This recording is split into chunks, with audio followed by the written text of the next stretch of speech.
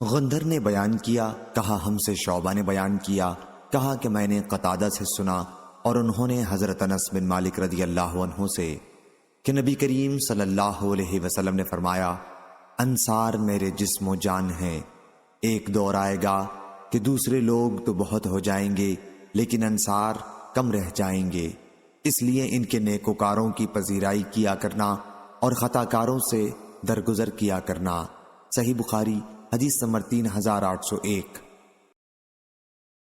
شعبہ نے بیان کیا، ان سے ابو اسحاق نے کہا کہ میں نے برا بن عازب رضی اللہ عنہ سے سنا، انہوں نے بیان کیا کہ نبی کریم صلی اللہ علیہ وسلم کے پاس ہدیے میں ایک ریشمی حلہ آیا تو صحابہ اسے چھونے لگے اور اس کی نرمی اور نزاکت پر تعجب کرنے لگے۔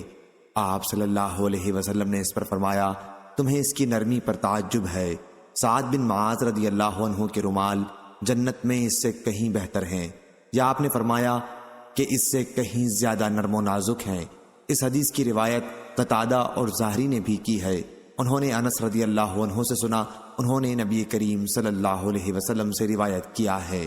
صحیح بخاری حدیث نمبر 3802۔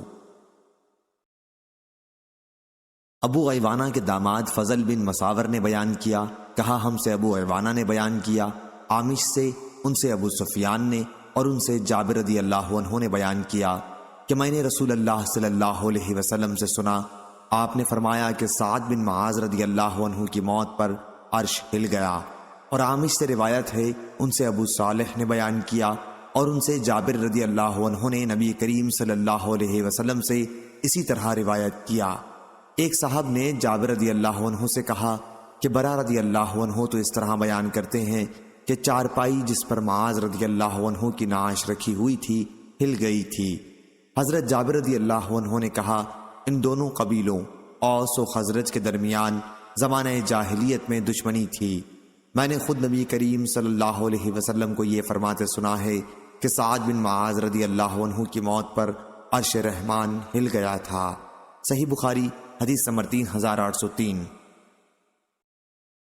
شعبہ نے بیان کیا، ان سے سعد بن ابراہیم نے، ان سے ابو امامہ بن سہل بن حنیف نے اور ان سے حضرت ابو سعید خدری رضی اللہ عنہ نے بیان کیا کہ ایک قوم یہود بن قریظہ نے سعد بن معاذ رضی اللہ عنہ کو ثالث مان کر ہتھیار ڈال دیے تو انہیں بلانے کے لیے آدمی بھیجا گیا اور وہ گدھے پر سوار ہو کر آئے۔ جب اس جگہ کے قریب پہنچے جسے نبی کریم صلی اللہ علیہ وسلم نے ایام جنگ میں نماز پڑھنے کے لیے منتخب کیا ہوا تھا تو آن حضرت صلی اللہ علیہ وسلم نے صحابہ سے فرمایا کہ اپنے سب سے بہتر شخص کے لیے، یا آپ نے یہ فرمایا اپنے سردار کو لینے کے لیے کھڑے ہو جاؤ۔ پھر آپ نے فرمایا، اے سعد، انہوں نے تم کو ثالث مان کر ہتھیار ڈال دیے ہیں۔ حضرت سعد رضی اللہ عنہ نے کہا، پھر میرا فیصلہ یہ ہے کہ ان کے جو لوگ جنگ کرنے والے ہیں انہیں ختم کر دیا جائے اور ان کی عورتوں بچوں کو جنگی قیدی بنا لیا جائے۔ حضرت صلی اللہ علیہ وسلم نے فرمایا، تم نے اللہ کے فیصلے کے مطابق فیصلہ کیا، یا آپ نے یہ فرمایا کہ فرشتے کے حکم کے مطابق فیصلہ کیا ہے۔ صحیح بخاری حدیث نمبر 3804۔ حبان نے بیان کیا، کہا ہم سے حمام نے بیان کیا، انہیں قتادہ نے خبر دی اور انہیں حضرت انس رضی اللہ عنہ نے کہ نبی کریم صلی اللہ علیہ وسلم کی مجلس سے اٹھ کر دو صحابی ایک تاریک رات میں اپنے گھر کی طرف جانے لگے تو ایک غیبی نور ان کے آگے آگے چل رہا تھا۔ پھر جب وہ جدا ہوئے تو ان کے ساتھ ساتھ وہ نور بھی الگ الگ ہو گیا۔ اور معمر نے ثابت سے بیان کیا اور ان سے حضرت انس رضی اللہ عنہ نے کہ اسید بن حضیر رضی اللہ عنہ اور ایک دوسرے انصاری صحابی کے ساتھ یہ کرامت پیش آئی تھی۔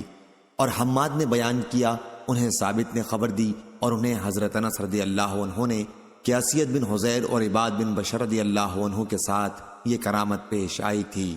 یہ نبی کریم صلی اللہ علیہ وسلم کے حوالے سے نقل کیا ہے۔ صحیح بخاری حدیث نمبر 3805۔ محمد بن بشار نے بیان کیا، انہوں نے کہا ہم سے غندر نے بیان کیا، کہا ہم سے شعبہ نے بیان کیا، ان سے عمروں نے، ان سے ابراہیم نے، ان سے مسروق نے اور ان سے حضرت عبداللہ بن عمر رضی اللہ عنہ نے بیان کیا کہ میں نے نبی کریم صلی اللہ علیہ وسلم سے سنا، آپ نے فرمایا، قرآن 4 حضرات صحابہ رضی اللہ عنہم عبداللہ بن مسعود، ابو حذیفہ کے غلام سالم اور ابی بن کعب اور معاذ بن جبل رضی اللہ عنہم سے سیکھو۔ صحیح بخاری حدیث نمبر 3806۔ عبد الصمد نے بیان کیا، انہوں نے کہا ہم سے شعبہ نے بیان کیا کہ ہم سے قتادہ نے بیان کیا، انہوں نے کہا کہ میں نے حضرت انس بن مالک رضی اللہ عنہ سے سنا کہ حضرت ابو اسید رضی اللہ عنہ نے بیان کیا کہ نبی کریم صلی اللہ علیہ وسلم نے فرمایا، انصار کا بہترین گھرانہ بنو نجار کا گھرانہ ہے، پھر بنو عبد الاشہل کا، پھر بنو عبد الحارث کا، پھر بنو سعدہ کا، اور خیر انصار کے تمام گھرانوں میں ہے۔ حضرت سعد بن عبادہ نے کہا، اور وہ اسلام قبول کرنے میں بڑی قدامت رکھتے تھے، کہ میرا خیال ہے حضرت صلی اللہ علیہ وسلم نے ہم پر دوسروں کو فضیلت دے دی ہے۔ ان سے کہا گیا کہ حضرت صلی اللہ علیہ وسلم نے تم کو بھی تو بہت سے لوگوں پر فضیلت دی ہے، اعتراض کی کیا بات ہے؟ صحیح بخاری حدیث نمبر 3807۔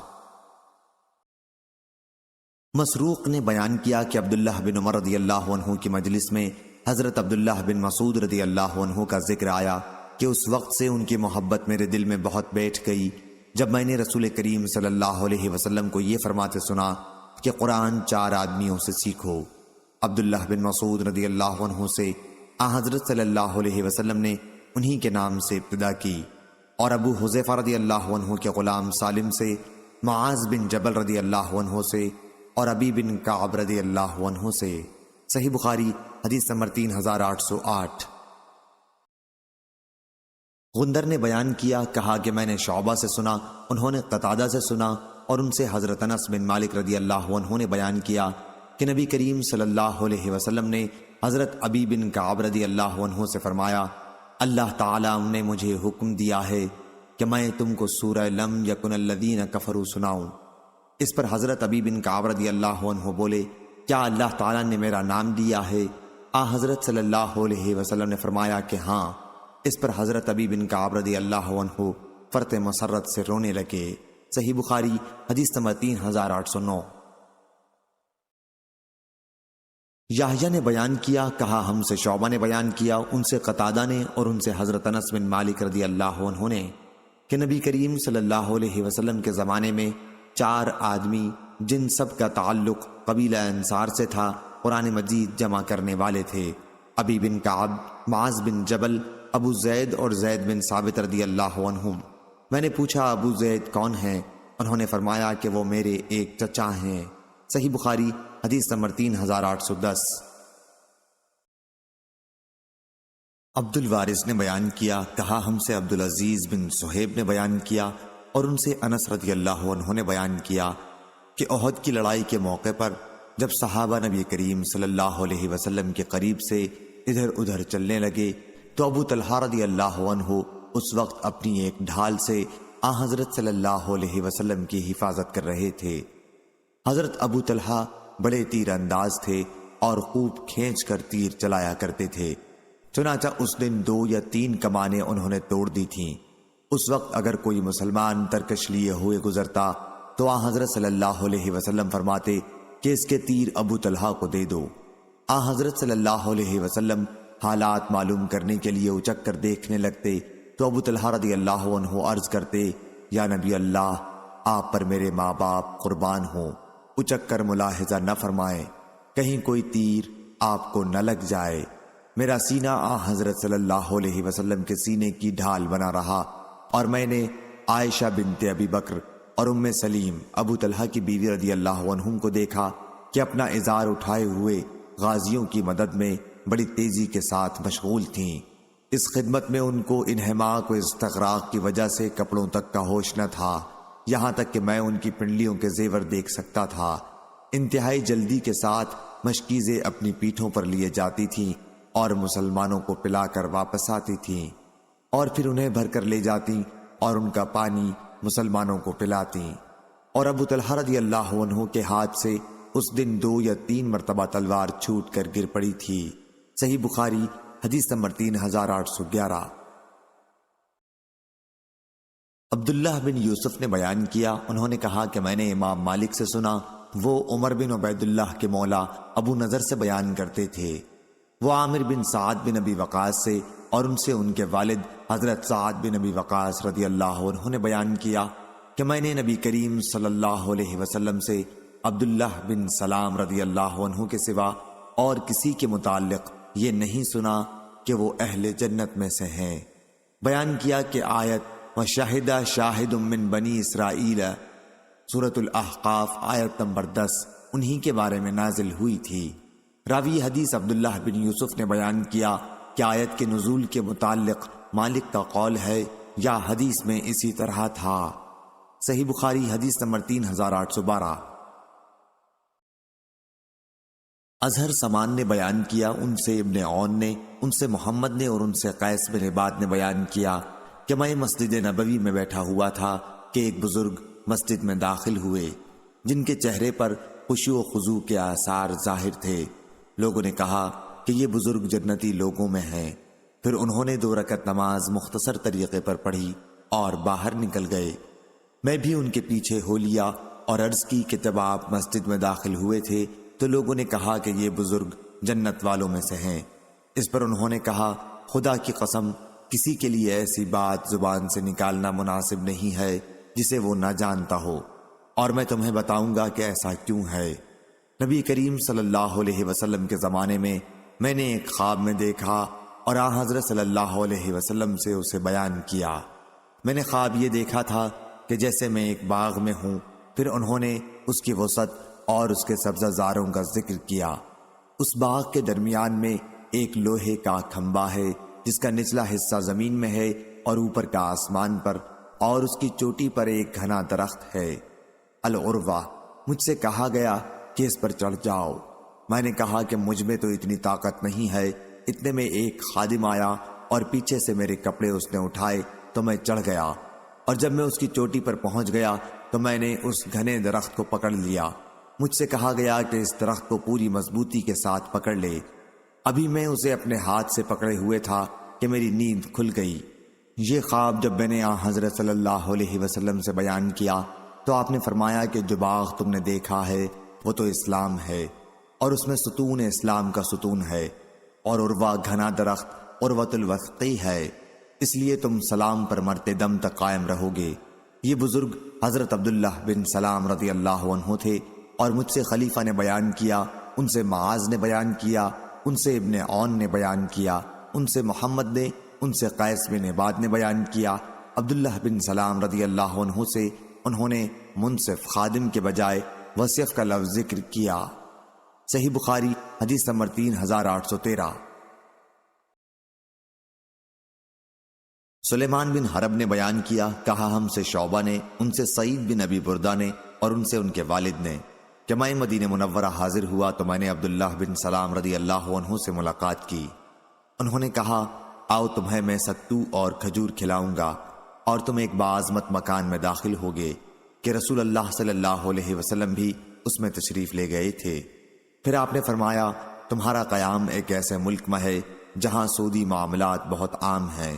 اگر تمہارا کسی شخص پر کوئی حق ہو اور پھر وہ تمہیں ایک تنکے یا جو کے ایک دانے یا ایک گھاس کے برابر بھی ہدیہ دے تو اسے قبول نہ کرنا، کیونکہ وہ بھی سود ہے۔ نظر ابو داؤد اور وہب نے اپنی روایتوں میں البیت گھر کا ذکر نہیں کیا۔ صحیح بخاری حدیث نمبر 3814۔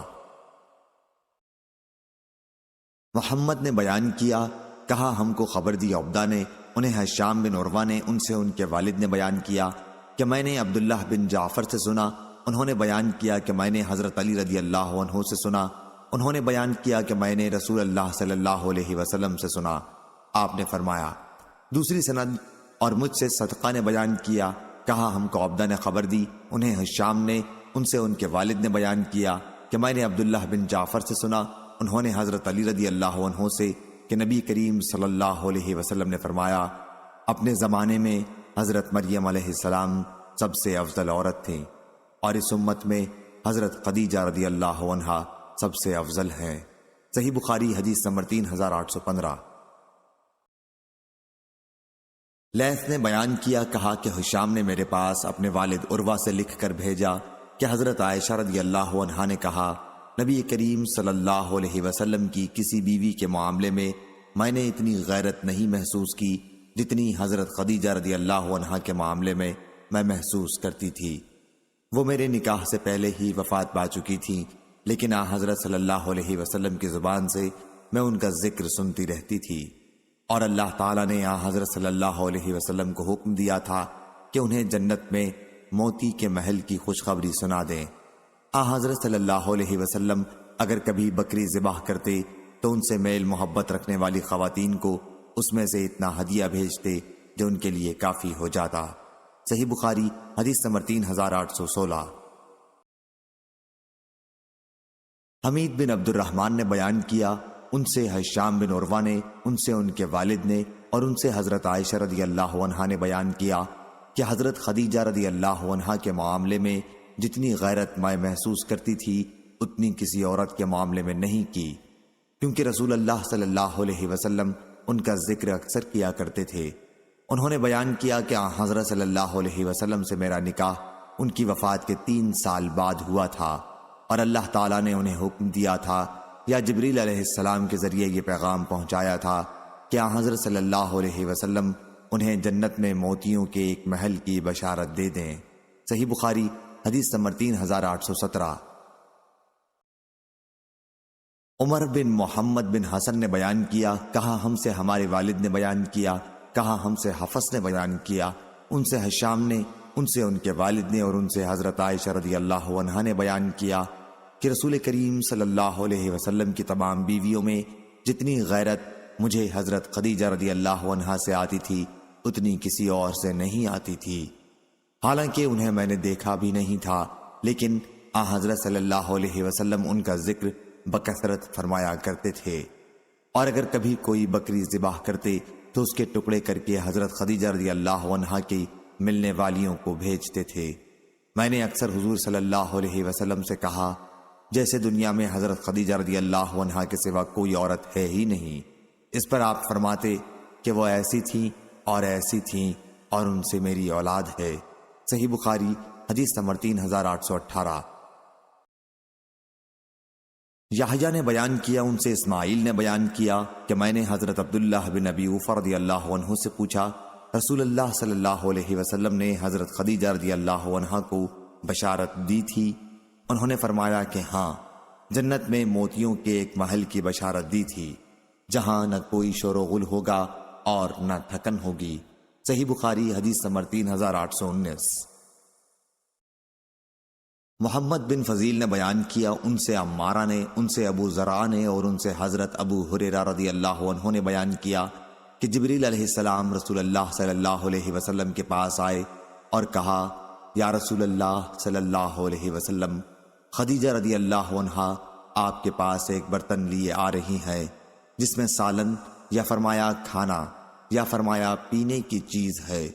جب وہ آپ کے پاس آئیں تو ان کے رب کی جانب سے انہیں سلام پہنچانا اور میری طرف سے بھی، اور انہیں جنت میں موتیوں کے ایک محل کی بشارت دے دیجیے گا جہاں نہ شور و ہنگامہ ہوگا اور نہ تکلیف و تھکن ہوگی۔ صحیح بخاری حدیث نمبر 3820۔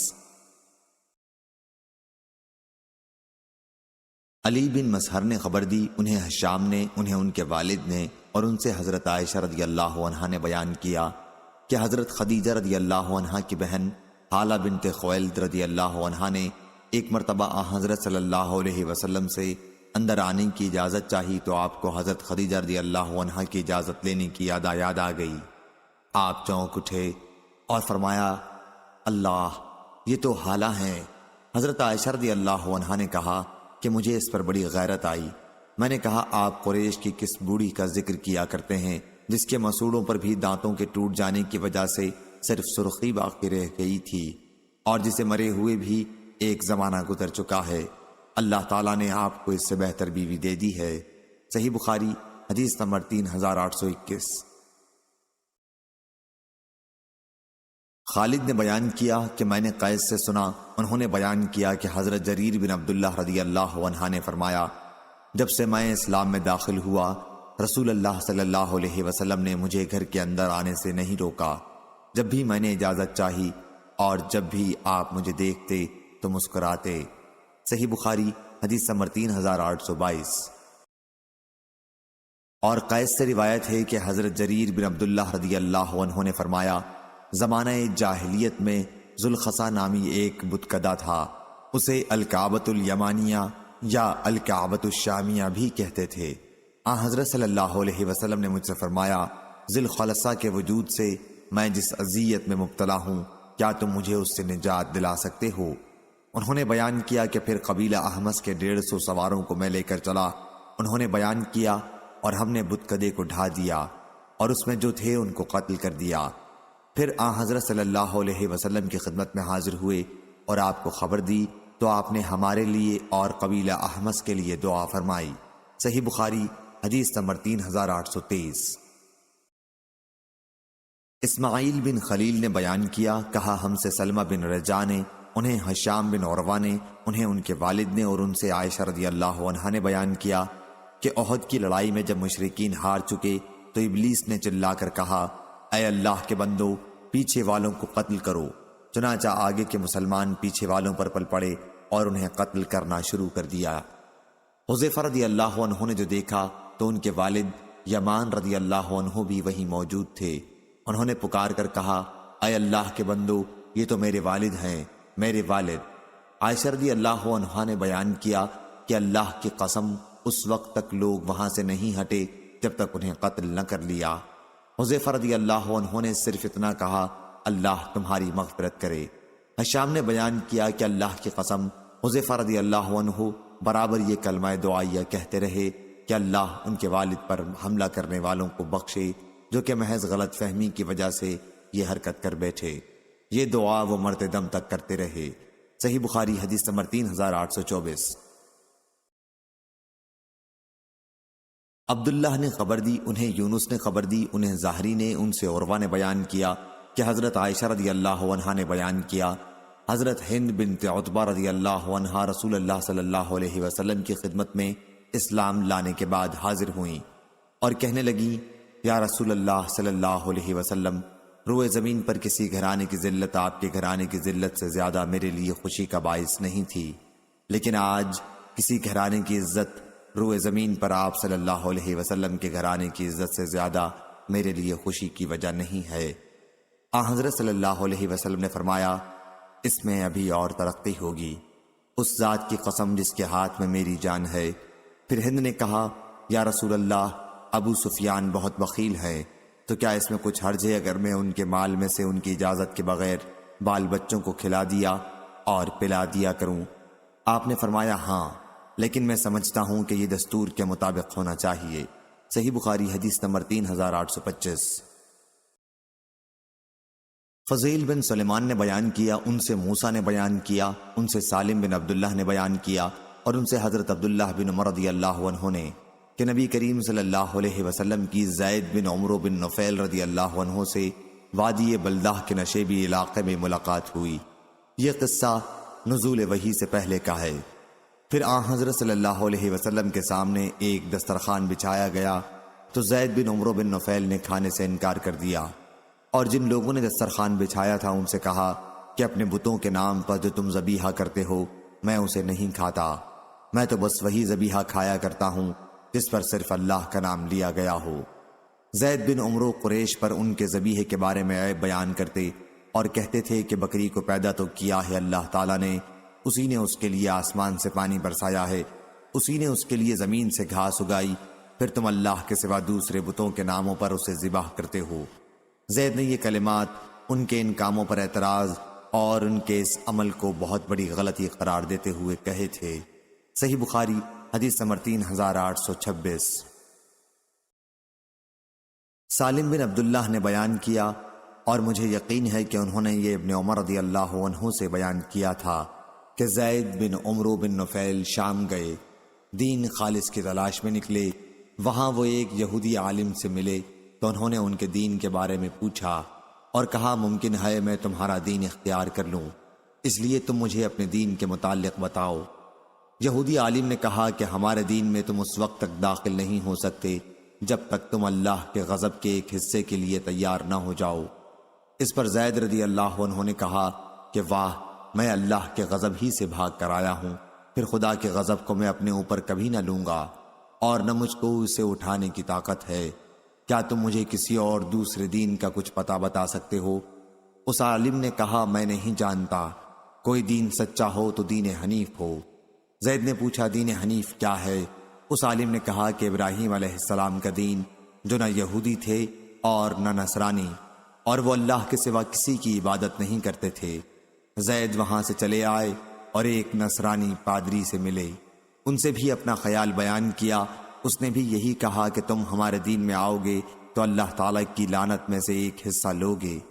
زید رضی اللہ عنہ نے کہا میں اللہ کی لعنت سے ہی بچنے کے لیے تو یہ سب کچھ کر رہا ہوں، اللہ کی لعنت اٹھانے کی مجھ میں طاقت نہیں، اور نہ میں اس کا یہ غضب کسی طرح اٹھا سکتا ہوں۔ کیا تم میرے لیے اس کے سوا کوئی اور دین بتلا سکتے ہو؟ پادری نے کہا کہ میری نظر میں ہے تو صرف ایک دین حنیف سچا دین ہے۔ زید نے پوچھا دین حنیف کیا ہے؟ کہا کہ وہ دین ابراہیم علیہ السلام ہے، جو نہ یہودی تھے اور نہ نصرانی، اور اللہ کے سوا وہ کسی کی پوجا نہیں کرتے تھے۔ زید نے جب دین ابراہیم علیہ السلام کے بارے میں ان کی یہ رائے سنی تو وہاں سے روانہ ہو گئے، اور اس سرزمین سے باہر نکل کر اپنے دونوں ہاتھ آسمان کی طرف اٹھائے اور یہ دعا کی، اے اللہ میں گواہی دیتا ہوں کہ میں دین ابراہیم پر ہوں۔ صحیح بخاری حدیث نمبر 3827۔ اور لیث بن سعد نے کہا کہ مجھے ہشام نے لکھا اپنے والد عروہ بن زبیر سے، اور انہوں نے کہا کہ ہم سے حضرت اسماء بنت ابی بکر رضی اللہ عنہا نے بیان کیا کہ میں نے زید بن عمرو بن نفیل کو کعبے سے اپنی پیٹھ لگائے ہوئے کھڑے ہو کر یہ سنا، اے قریش کے لوگوں، خدا کی قسم میرے سوا اور کوئی تمہارے یہاں دین ابراہیم پر نہیں ہے، اور زید بیٹیوں کو زندہ نہیں گاڑتے تھے، اور ایسے شخص سے جو اپنی بیٹی کو مار ڈالنا چاہتا کہتے اس کی جان نہ لے، اس کے تمام اخراجات کا ذمہ میں لیتا ہوں۔ چنانچہ لڑکی کو اپنی پرورش میں رکھ لیتے، جب وہ بڑی ہو جاتی تو اس کے باپ سے کہتے اب اگر تم چاہو تو میں تمہاری لڑکی کو تمہارے حوالے کر سکتا ہوں، اور اگر تمہاری مرضی ہو تو میں اس کے سب کام پورے کر دوں گا۔ صحیح بخاری حدیث نمبر 3828۔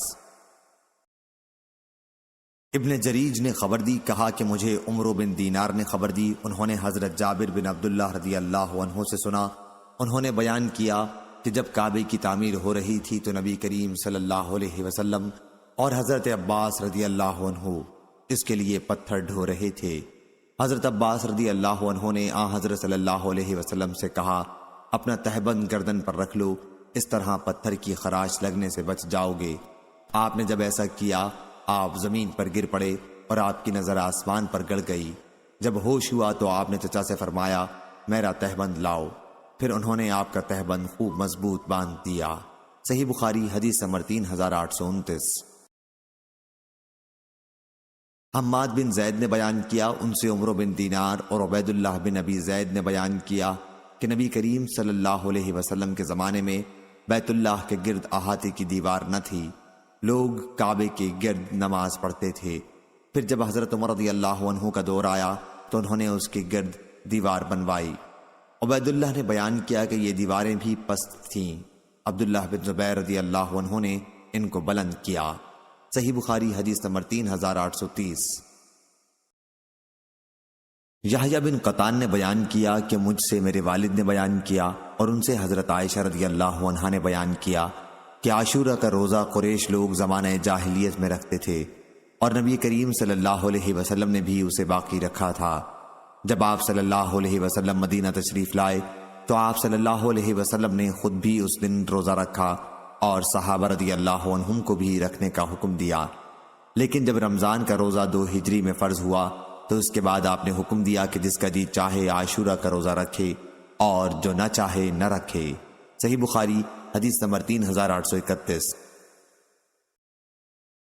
وہیب نے بیان کیا، کہا ہم سے عبداللہ بن طاؤس نے بیان کیا، ان سے ان کے والد نے، اور ان سے حضرت ابن عباس رضی اللہ عنہ نے بیان کیا کہ زمانے جاہلیت میں لوگ حج کے مہینوں میں عمرہ کرنا بہت بڑا گناہ خیال کرتے تھے۔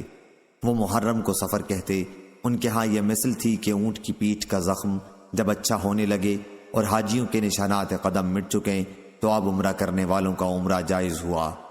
ابن عباس رضی اللہ عنہ نے بیان کیا کہ پھر رسول اللہ صلی اللہ علیہ وسلم اپنے اصحاب کے ساتھ ذی الحج کی 4 تاریخ کو حج کا احرام باندھے ہوئے مکہ تشریف لائے، تو آپ نے صحابہ کو حکم دیا کہ اپنے حج کو عمرہ کر ڈالیں، طواف اور سعی کر کے احرام کھول دیں۔ صحابہ نے عرض کیا یا رسول اللہ، اس عمرے اور حج کے دوران میں کیا چیزیں حلال ہوں گی؟ آپ نے فرمایا کہ تمام چیزیں جو احرام کی نہ ہونے کی حالت میں حلال تھیں وہ سب حلال ہو جائیں گی۔ صحیح بخاری حدیث نمبر 3832۔ علی بن عبداللہ مدینی نے بیان کیا، کہا ہم سے سفیان بن عینہ نے کہا کہ عمر بن دینار بیان کیا کرتے تھے کہ ہم سے سعید بن مسیب نے اپنے والد سے بیان کیا، انہوں نے سعید کے دادا حزن سے بیان کیا کہ زمانے جاہلیت میں ایک مرتبہ سیلاب آیا کہ مکے کی دونوں پہاڑیوں کے درمیان پانی ہی پانی ہو گیا۔ سفیان نے بیان کیا یا بیان کرتے تھے کہ اس حدیث کا ایک بہت بڑا قصہ ہے۔ صحیح بخاری حدیث نمبر 3833۔ ابو عوانہ نے بیان کیا، ان سے ابو البشر نے اور ان سے قیس بن ابی حازم نے بیان کیا کہ ابو بکر رضی اللہ عنہ قبیلہ احمس کی ایک عورت سے ملے، ان کا نام زینب بنت مہاجر تھا۔ آپ نے دیکھا کہ وہ بات ہی نہیں کرتی، دریافت فرمایا کیا بات ہے، یہ بات کیوں نہیں کرتی؟ لوگوں نے بتایا کہ مکمل خاموشی کے ساتھ حج کرنے کی منت مانی ہے۔ ابو بکر رضی اللہ عنہ نے ان سے فرمایا عجیب بات کرو، اس طرح حج کرنا تو جاہلیت کی رسم ہے۔ چنانچہ اس نے بات کی اور پوچھا آپ کون ہیں؟ حضرت ابو بکر رضی اللہ عنہ نے کہا کہ میں مہاجرین کا ایک آدمی ہوں۔ انہوں نے پوچھا کہ مہاجرین کے کس قبیلے سے ہیں؟ آپ نے فرمایا کہ قریش سے۔ انہوں نے پوچھا قریش کے کس خاندان سے؟ حضرت ابو بکر رضی اللہ عنہ نے اس پر فرمایا تم بہت پوچھنے والی عورت ہو، میں ابو بکر رضی اللہ عنہ ہوں۔ اس کے بعد انہوں نے پوچھا جاہلیت کے بعد اللہ تعالیٰ نے جو ہمیں یہ دین حق عطا فرمایا ہے، اس پر ہم مسلمان کب تک قائم رہ سکیں گے؟ آپ نے فرمایا اس پر تمہارا قیام اس وقت تک رہے گا جب تک تمہارے امام حاکم سیدھے رہیں گے۔ اس خاتون نے پوچھا امام سے کیا مراد ہے؟ آپ نے فرمایا کہ تمہاری قوم میں سردار اور اشراف لوگ نہیں ہیں جو اگر لوگوں کو کوئی حکم دیں تو وہ اس کی اطاعت کریں۔ اس نے کہا کہ کیوں نہیں ہیں؟ ابو بکر رضی اللہ عنہ نے کہا کہ امام سے یہی مراد ہے۔ صحیح بخاری حدیث نمبر 3834۔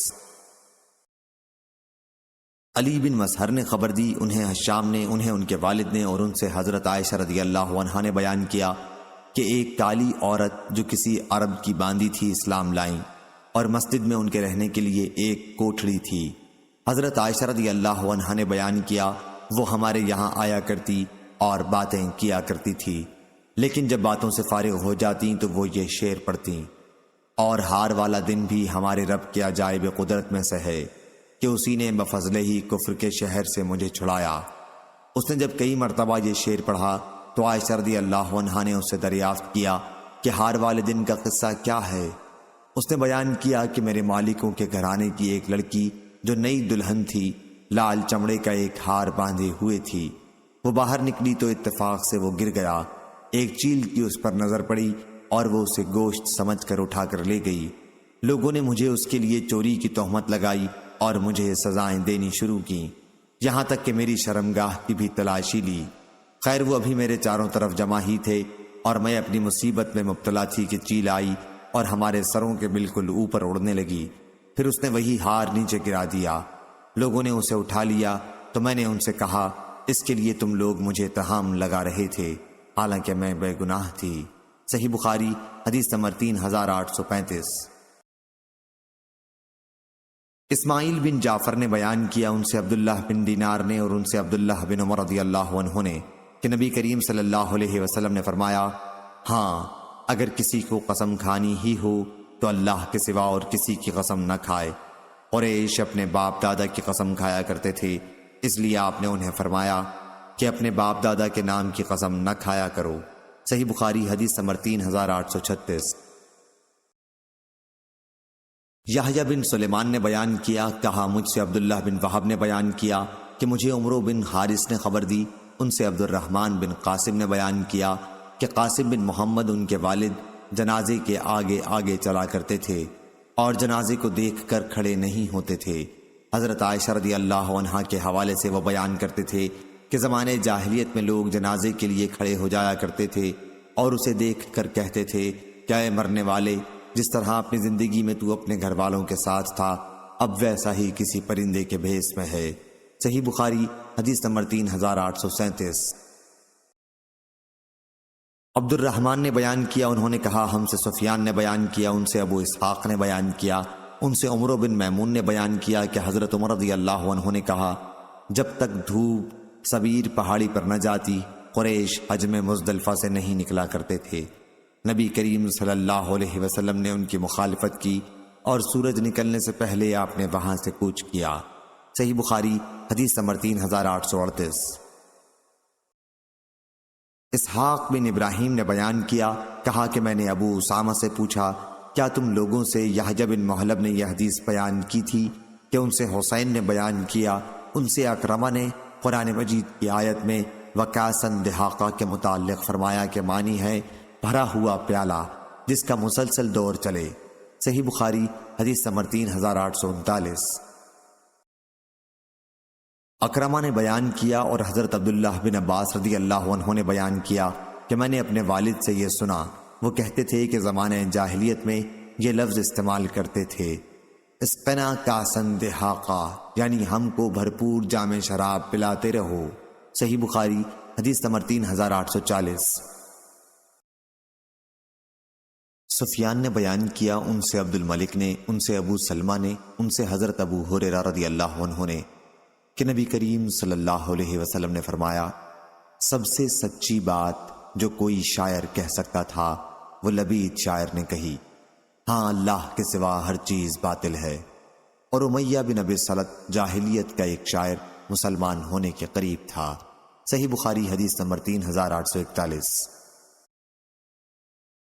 اسماعیل نے بیان کیا، کہا مجھ سے میرے بھائی نے بیان کیا، ان سے سلیمان نے، ان سے یحییٰ بن سعید نے، ان سے عبد الرحمن بن قاسم نے، ان سے قاسم بن محمد نے، اور ان سے عائشہ رضی اللہ عنہا نے بیان کیا کہ حضرت ابو بکر رضی اللہ عنہ کا ایک غلام تھا جو روزانہ انہیں کچھ کمائی دیا کرتا تھا، اور حضرت ابو بکر رضی اللہ عنہ اسے اپنی ضروریات میں استعمال کیا کرتے تھے۔ ایک دن وہ غلام کوئی چیز لایا اور حضرت ابو بکر رضی اللہ عنہ نے بھی اس میں سے کھا لیا۔ پھر غلام نے کہا آپ کو معلوم ہے یہ کیسی کمائی سے ہے؟ آپ نے دریافت فرمایا کیسی سے ہے؟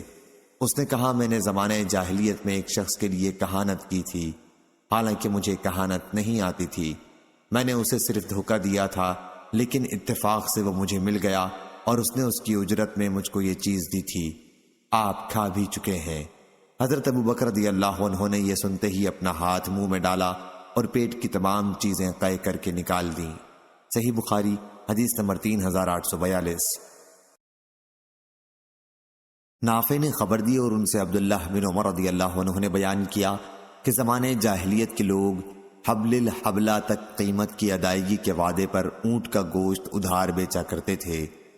عبداللہ رضی اللہ عنہ نے بیان کیا کہ حبل الحبلہ کا مطلب یہ ہے کہ کوئی حاملہ اونٹنی اپنا بچہ جننے، پھر وہ نوزائیدہ بچہ بڑھ کر حاملہ ہو۔ نبی کریم صلی اللہ علیہ وسلم نے اس طرح کی خرید و فروخت ممنوع قرار دے دی تھی۔ صحیح بخاری حدیث نمبر 3843۔ مہدی نے بیان کیا، انہوں نے کہا کہ غیلان بن جریر نے بیان کیا کہ ہم انس بن مالک رضی اللہ عنہ کی خدمت میں حاضر ہوتے تھے، وہ ہم سے انصار کے متعلق بیان فرمایا کرتے تھے اور مجھ سے فرماتے کہ تمہاری قوم نے فلاں موقع پر یہ کارنامہ انجام دیا، فلاں موقع پر یہ کارنامہ انجام دیا۔ صحیح بخاری حدیث نمبر 3844۔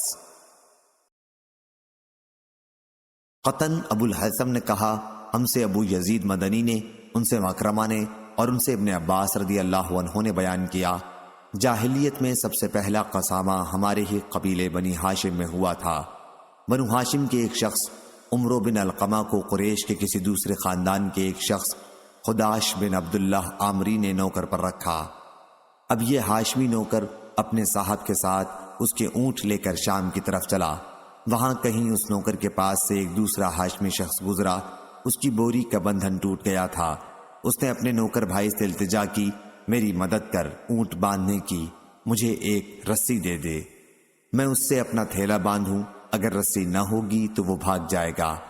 اس نے ایک رسی اسے دے دی اور اس نے اپنی بوری کا منہ اس سے باندھ لیا اور چلا گیا۔ پھر جب ان نوکر اور صاحب نے ایک منزل پر پڑاؤ کیا تو تمام اونٹ باندھے گئے لیکن ایک اونٹ کھلا رہا۔ جس صاحب نے ہاشمی کو نوکری پر اپنے ساتھ رکھا تھا اس نے پوچھا، سب اونٹ تو باندھے، یہ اونٹ کیوں نہیں باندھا گیا؟ کیا بات ہے؟ نوکر نے کہا، اس کی رسی موجود نہیں ہے۔ صاحب نے پوچھا، کہاں ہے اس کی رسی؟ اور غصے میں آ کر ایک لکڑی اس پر پھینک ماری۔ اس کی موت آن پہنچی۔ اس کے مرنے سے پہلے وہاں سے ایک یمنی شخص گزر رہا تھا۔ ہاشمی نوکر نے پوچھا، کیا حج کے لیے ہر سال تم مکہ جاتے ہو؟ اس نے کہا، ابھی تو ارادہ نہیں ہے، لیکن میں کبھی جاتا رہتا ہوں۔ اس نوکر نے کہا، جب بھی تم مکہ پہنچو کیا میرا ایک پیغام پہنچا دو گے؟ اس نے کہا، ہاں پہنچا دوں گا۔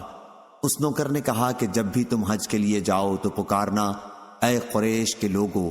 جب وہ تمہارے پاس جمع ہو جائیں تو پکارنا، اے بنی ہاشم۔ جب وہ تمہارے پاس آ جائیں تو ان سے ابو طالب کا پوچھنا اور انہیں بتلانا کہ فلاں شخص نے مجھے ایک رسی کے لیے قتل کر دیا۔ اس وصیت کے بعد وہ نوکر مر گیا۔ پھر جب اس کا صاحب مکہ آیا تو ابو طالب کے یہاں بھی گیا۔ جناب ابو طالب نے دریافت کیا، ہمارے قبیلے کے جس شخص کو تم اپنے ساتھ نوکری کے لیے لے گئے تھے اس کا کیا ہوا؟ اس نے کہا کہ وہ بیمار ہو گیا تھا، میں نے خدمت کرنے میں کوئی کسر نہیں اٹھا رکھی، لیکن وہ مر گیا تو میں نے اسے دفن کر دیا۔ ابو طالب نے کہا کہ اس کے لیے تمہاری طرف سے یہی ہونا چاہیے تھا۔ ایک مدت کے بعد وہی یمنی شخص جسے ہاشمی نوکر نے پیغام پہنچانے کی وصیت کی تھی موسم حج میں آیا اور آواز دی، اے قریش کے لوگوں نے بتایا کہ یہاں قریش ہیں۔ اس نے آواز دی، اے بنی ہاشم۔ لوگوں نے بتایا کہ بنی ہاشم یہ ہیں۔ اس نے پوچھا، ابو طالب کہاں ہیں؟ لوگوں نے بتایا تو اس نے کہا کہ فلاں شخص نے مجھے ایک پیغام پہنچانے کے لیے کہا تھا کہ فلاں شخص نے اسے ایک رسی کی وجہ سے قتل کر دیا ہے۔ اب جناب ابو طالب اس صاحب کے یہاں آئے اور کہا کہ ان 3 چیزوں میں سے کوئی چیز پسند کر لو، اگر تم چاہو تو 100 اونٹ دیت میں دے دو، کیونکہ تم نے ہمارے قبیلے کے آدمی کو قتل کیا ہے، اور اگر چاہو تو تمہاری قوم کے 50 آدمی اس کی قسم کھا لیں کہ تم نے اسے قتل نہیں کیا۔ اگر تم اس پر تیار نہیں تو ہم تمہیں اس کے بدلے میں قتل کر دیں گے۔ وہ شخص اپنی قوم کے پاس آیا تو وہ اس کے لیے تیار ہو گئے کہ ہم قسم کھا لیں گے۔ پھر بنو ہاشم کی ایک عورت ابو طالب کے پاس آئی جو اسی قبیلے کے ایک شخص سے بیاہی ہوئی تھی اور اپنے اس شوہر سے اس کا بچہ بھی تھا۔ اس نے کہا، اے ابو طالب، آپ مہربانی کریں اور میرے اس لڑکے کو ان 50 آدمیوں میں معاف کر دیں، اور جہاں قسمیں لی جاتی ہیں یعنی رکن اور مقام ابراہیم کے درمیان، اس سے وہاں قسم نہ لیں۔ حضرت ابو طالب نے اسے معاف کر دیا۔ اس کے بعد ان میں کا ایک اور شخص آیا اور کہا، اے ابو طالب، آپ نے 100 اونٹوں کی جگہ 50 آدمیوں سے قسم طلب کی ہے، اس طرح ہر شخص پر 2 اونٹ پڑتے ہیں۔ یہ اونٹ میری طرف سے آپ قبول کر لیں اور مجھے اس مقام پر قسم کے لیے مجبور نہ کریں جہاں قسم لی جاتی ہے۔ حضرت ابو طالب نے اسے بھی منظور کر لیا۔ اس کے بعد بقیہ 48 جو آدمی آئے اور انہوں نے قسم کھا لی۔ ابن عباس رضی اللہ عنہ نے کہا، اس ذات کی قسم جس کے ہاتھ میں میری جان ہے، ابھی اس واقعے کو پورا سال بھی نہیں گزرا تھا کہ ان 48 آدمیوں میں سے ایک بھی ایسا نہیں رہا جو آنکھ ہلاتا۔ صحیح بخاری حدیث نمبر 3845۔ اسامہ نے بیان کیا، ان سے حشام نے، ان سے ان کے والد نے، اور ان سے حضرت عائشہ رضی اللہ عنہا نے بیان کیا کہ بعث کی لڑائی اللہ تعالیٰ نے مصلحت کی وجہ سے رسول اللہ صلی اللہ علیہ وسلم سے پہلے برپا کرا دی تھی۔ حضرت صلی اللہ علیہ وسلم جب مدینہ تشریف لائے تو یہاں انصار کی جماعت میں پھوٹ پڑی ہوئی تھی۔ ان کے سردار مارے جا چکے تھے یا زخمی ہو چکے تھے۔ اللہ تعالیٰ نے اس لڑائی کو اس لیے پہلے برپا کیا تھا کہ انصار اسلام میں داخل ہو جائیں۔ صحیح بخاری حدیث نمبر 3846۔ عمروں نے خبر دی، انہیں بکیر بن اشج نے اور عبداللہ بن عباس رضی اللہ عنہ کے مولا کریم نے ان سے بیان کیا کہ عبداللہ بن عباس رضی اللہ عنہ نے بتایا، صفا اور مروہ کے درمیان نالے کے اندر زور سے دوڑنا سنت نہیں ہے۔ یہاں جاہلیت کے دور میں لوگ تیزی کے ساتھ دوڑا کرتے تھے کہ ہم تو اس پتھریلی جگہ سے دوڑ ہی کر پار ہوں گے۔ صحیح بخاری حدیث نمبر 3847۔ سفیان نے بیان کیا، انہوں نے کہا، ہم کو مطرف نے خبر دی، کہا میں نے ابو سفر سے سنا، وہ بیان کرتے تھے کہ میں نے عبداللہ بن عباس رضی اللہ عنہ سے سنا، انہوں نے کہا، اے لوگو میری باتیں سنو کہ میں تم سے بیان کرتا ہوں، اور جو کچھ تم نے سمجھا ہے وہ مجھے سناؤ۔ ایسا نہ ہو کہ تم لوگ یہاں سے اٹھ کر بغیر سمجھے چلے جاؤ اور پھر کہنے لگو کہ ابن عباس رضی اللہ عنہ نے یوں کہا اور ابن عباس رضی اللہ عنہ نے یوں کہا۔ جو شخص بھی بیت اللہ کا طواف کرے تو وہ حتیم کے پیچھے سے طواف کرے، اور حجر کو حتیم نہ کہا کرو، یہ جاہلیت کا نام ہے۔ اس وقت لوگوں میں جب کوئی کسی بات کی قسم کھاتا تو اپنا کوڑا، جوتا یا کمان وہاں پھینک دیتا۔ صحیح بخاری حدیث نمبر 3848۔ حشیم نے بیان کیا، ان سے حسین نے، ان سے عمر بن میمون نے بیان کیا کہ میں نے زمانہ جاہلیت میں ایک بندریا دیکھی، اس کے چاروں طرف بہت سے بندر جمع ہو گئے تھے۔ اس بندریا نے زنا کرایا تھا، اس لیے سبوں نے مل کر اسے رجم کیا اور ان کے ساتھ میں بھی پتھر مارنے میں شریک ہوا۔ صحیح بخاری حدیث نمبر 3849۔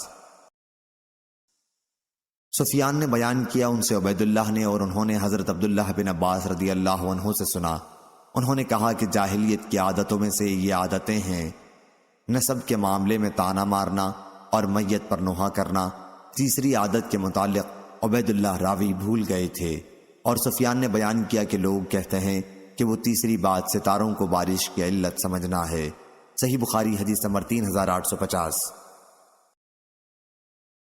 نظر نے بیان کیا، کہا ان سے حشام نے، ان سے اکرمہ نے، اور ان سے حضرت ابن عباس رضی اللہ عنہ نے بیان کیا کہ جب رسول اللہ صلی اللہ علیہ وسلم کی 40 سال کی عمر ہوئی تو آپ پر وحی نازل ہوئی۔ اس کے بعد حضرت صلی اللہ علیہ وسلم 13 سال مکہ مکرمہ میں رہے، پھر آپ کو ہجرت کا حکم ہوا اور آپ مدینہ منورہ ہجرت کر کے چلے گئے، وہاں 10 سال رہے، پھر آپ نے وفات فرمائی صلی اللہ علیہ وسلم۔ اس حساب سے کل عمر شریف آپ کی 63 سال ہوتی ہے، اور یہی صحیح ہے۔ صحیح بخاری حدیث نمبر 3851۔ سفیان بن عینہ نے بیان کیا، کہا ہم سے بیان بن بشر اور اسماعیل بن ابو خالد نے بیان کیا، کہا کہ ہم نے قیس بن ابو حازم سے سنا، وہ بیان کرتے تھے کہ میں نے خباب بن ارد سے سنا، انہوں نے بیان کیا کہ میں رسول اللہ صلی اللہ علیہ وسلم کی خدمت میں حاضر ہوا تو آپ کعبے کے سائے تلے چادر مبارک پر ٹیک لگائے بیٹھے تھے۔ ہم لوگ مشرکین سے انتہائی تکالیف اٹھا رہے تھے۔ میں نے عرض کیا، یا رسول اللہ، اللہ تعالیٰ سے آپ دعا کیوں نہیں فرماتے؟ اس پر آپ سیدھے بیٹھ گئے، چہرہ مبارک غصے میں سرخ ہو گیا اور فرمایا، تم سے پہلے ایسے لوگ گزر چکے ہیں کہ لوہے کے کنگھوں کو ان کے گوشت اور پٹھوں سے گزار کر ان کی ہڈیوں تک پہنچا دیا گیا، اور یہ معاملہ بھی انہیں ان کے دین سے نہ پھیر سکا۔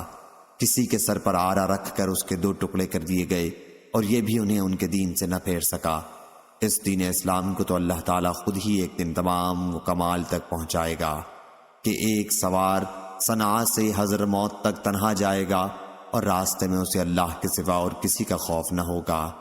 بیان نے اپنی روایت میں یہ زیادہ کیا کہ سوائے بھیڑیے کے کہ اس سے اپنی بکریوں کے معاملے میں اسے ڈر ہوگا۔ صحیح بخاری حدیث نمبر 3852۔ شعیب نے بیان کیا، ان سے ابو اسحاق نے، ان سے اسود نے، اور ان سے عبداللہ بن مسعود رضی اللہ عنہ نے کہ نبی کریم صلی اللہ علیہ وسلم نے سورہ نجم پڑھی اور سجدہ کیا۔ اس وقت آپ کے ساتھ تمام لوگوں نے سجدہ کیا، صرف ایک شخص کو میں نے دیکھا کہ اپنے ہاتھ میں اس نے کنکریاں اٹھا کر اس پر اپنا سر رکھ دیا اور کہنے لگا کہ میرے لیے بس اتنا ہی کافی ہے۔ میں نے پھر اسے دیکھا کہ کفر کی حالت میں وہ قتل کیا گیا۔ صحیح بخاری حدیث نمبر 3853۔ غندر نے بیان کیا، کہا ہم سے شعبہ نے، ان سے ابو اسحاق نے، ان سے عمر بن میمون نے، اور ان سے عبداللہ بن مسعود رضی اللہ عنہ نے بیان کیا کہ نبی کریم صلی اللہ علیہ وسلم نماز پڑھتے ہوئے سجدے کی حالت میں تھے۔ قریش کے کچھ لوگ وہیں ارد گرد موجود تھے۔ اتنے میں عقبہ بن ابی معیط اونٹ کی اوجڑی بچہ دان لایا اور حضور اکرم صلی اللہ علیہ وسلم کی پیٹھ مبارک پر اسے ڈال دیا۔ اس کی وجہ سے آپ نے اپنا سر نہیں اٹھایا۔ پھر فاطمہ رضی اللہ عنہا آئیں اور گندگی کو پیٹھ مبارک سے ہٹایا، اور جس نے ایسا کیا تھا اسے بد دعا دی۔ حضور صلی اللہ علیہ وسلم نے بھی ان کے حق میں بد دعا کی کہ اے اللہ، قریش کی اس جماعت کو پکڑ لے۔ ابو جہل بن ہشام، عتبہ بن ربیعہ، شیبہ بن ربیعہ اور امیہ بن خلف یا امیہ کے بجائے آپ نے بد دعا ابی بن خلف کے حق میں فرمائی۔ شبہ راوی حدیث شعبہ کو تھا۔ عبداللہ بن مسعود رضی اللہ عنہ نے کہا کہ پھر میں نے دیکھا کہ بدر کی لڑائی میں یہ سب لوگ قتل کر دیے گئے اور ایک کنویں میں انہیں ڈال دیا گیا تھا، سوا امیہ یا ابی کے کہ اس کا ہر ایک جوڑ الگ ہو گیا تھا، اسے کنویں میں نہیں ڈالا جا سکا۔ صحیح بخاری حدیث نمبر 3854۔ جریر نے بیان کیا، ان سے منصور نے کہا مجھ سے سعید بن جبیر نے بیان کیا، یا منصور نے اس طرح بیان کیا کہ مجھ سے حکم نے بیان کیا، ان سے سعید بن جبیر نے بیان کیا کہ مجھ سے عبد الرحمن بن ابزہ رضی اللہ عنہ نے کہا کہ حضرت ابن عباس رضی اللہ عنہ سے ان دونوں آیتوں کے متعلق پوچھو کہ ان میں مطابقت کس طرح پیدا کی جائے۔ ایک آیت وَلَا تَقْتُلُوا النَّفْسَ الَّتِي حَرَّمَ اللَّهُ اور دوسری آیت وَمَن يَقْتُلْ مُؤْمِنًا مُتَعَمِّدًا۔ ابن عباس رضی اللہ عنہ سے میں نے پوچھا تو انہوں نے بتلایا کہ جب سورۃ الفرقان کی آیت نازل ہوئی تو مشرکین مکہ نے کہا ہم نے تو ان جانوں کا بھی خون کیا ہے جن کے قتل کو اللہ تعالیٰ نے حرام قرار دیا تھا، ہم اللہ کے سوا دوسرے معبودوں کی عبادت بھی کرتے رہے ہیں اور بدکاریوں کا بھی ہم نے ارتکاب کیا ہے۔ اس پر اللہ تعالیٰ نے آیت نازل فرمائی اِلَّا مَن تَابَ وَأَمَنَ، وہ لوگ اس حکم سے الگ ہیں جو توبہ کر لیں اور ایمان لائیں، تو یہ آیت ان کے حق میں نہیں ہے، لیکن سورہ نساء کی آیت اس شخص کے باب میں ہے جو اسلام اور شرائع اسلام کے احکام کی جان کر بھی کسی کو قتل کرے تو اس کی سزا جہنم ہے۔ میں نے عبداللہ بن عباس رضی اللہ عنہ کے اس ارشاد کا ذکر مجاہد سے کیا تو انہوں نے کہا کہ وہ لوگ اس حکم سے الگ ہیں جو توبہ کر لیں۔ صحیح بخاری حدیث نمبر 3855۔ یحییٰ بن ابی کثیر نے بیان کیا، ان سے محمد بن ابراہیم تیمی نے بیان کیا کہ مجھ سے عروہ بن زبیر نے بیان کیا کہ میں نے عبداللہ بن عمرو بن عاص رضی اللہ عنہ سے پوچھا مجھے مشرکین کے سب سے سخت ظلم کے متعلق بتاؤ جو مشرکین نے نبی کریم صلی اللہ علیہ وسلم کے ساتھ کیا تھا۔ انہوں نے کہا کہ نبی کریم صلی اللہ علیہ وسلم حتیم میں نماز پڑھ رہے تھے کہ عقبہ بن ابی معیط آیا اور ظالم اپنا کپڑا حضور اکرم صلی اللہ علیہ وسلم کی گردن مبارک میں پھنسا کر زور سے آپ کا گلا گھونٹنے لگا۔ اتنے میں حضرت ابو بکر صدیق رضی اللہ عنہ آ گئے اور انہوں نے اس بدبخت کا کندھا پکڑ کر حضرت کے پاس سے ہٹا دیا اور کہا کیا تم لوگ ایک شخص کو صرف اس لیے مار ڈالنا چاہتے ہو کہ وہ کہتا ہے کہ میرا رب اللہ ہے؟ الآیت۔ عیاش بن ولید کے ساتھ اس روایت کی مطابقت ابن اسحاق نے کی اور بیان کیا کہ مجھ سے یحییٰ بن عروہ نے بیان کیا اور ان سے عروہ نے کہ میں نے حضرت عبداللہ بن عمرو رضی اللہ عنہ سے پوچھا اور عبدہ نے بیان کیا ان سے حشام نے ان سے ان کے والد نے کہ حضرت عمرو بن عاص رضی اللہ عنہ سے کہا گیا اور محمد بن عمرو نے بیان کیا ان سے ابو سلمہ نے، اس میں یوں ہے کہ مجھ سے حضرت عمرو بن عاص رضی اللہ عنہ نے بیان کیا۔ صحیح بخاری حدیث نمبر 3856۔ عبداللہ بن حماد عاملی نے بیان کیا، کہا کہ مجھ سے یحییٰ بن معین نے بیان کیا، کہا ہم سے اسماعیل بن مجاہد نے بیان کیا، ان سے بیان نے ان سے وبرہ نے اور ان سے حمام بن حارث نے بیان کیا کہ عمار بن یاسر رضی اللہ عنہ نے کہا میں نے رسول اللہ صلی اللہ علیہ وسلم کو اس حالت میں بھی دیکھا ہے جب حضرت صلی اللہ علیہ وسلم کے ساتھ 5 غلام 2 عورتوں اور ابو بکر صدیق رضی اللہ عنہ کے سوا اور کوئی مسلمان نہیں تھا۔ صحیح بخاری حدیث نمبر 3857۔ ابو اسامہ نے خبر دی، انہوں نے کہا ہم سے ہاشم بن ہاشم نے بیان کیا، کہا کہ میں نے سعید بن مسیب سے سنا، کہا کہ میں نے ابو اسحاق سعد بن ابی وقاص رضی اللہ عنہ سے سنا، انہوں نے بیان کیا کہ جس دن میں اسلام لایا ہوں دوسرے لوگ بھی اسی دن اسلام لائے اور اسلام میں داخل ہونے والے تیسرے آدمی کی حیثیت سے مجھ پر 7 دن گزرے۔ صحیح بخاری حدیث نمبر 3858۔ مسعر نے بیان کیا، ان سے معان بن عبد الرحمن نے بیان کیا، کہا کہ میں نے اپنے والد سے سنا، انہوں نے بیان کیا کہ میں نے مسروق سے پوچھا کہ جس رات میں جنہوں نے قرآن مجید سنا تھا اس کی خبر نبی کریم صلی اللہ علیہ وسلم کو کس نے دی تھی؟ مسروق نے کہا کہ مجھ سے تمہارے والد حضرت عبداللہ بن مسعود رضی اللہ عنہ نے بیان کیا کہ حضرت صلی اللہ علیہ وسلم کو جنوں کی خبر ایک ببول کے درخت نے دی تھی۔ صحیح بخاری حدیث نمبر 3859۔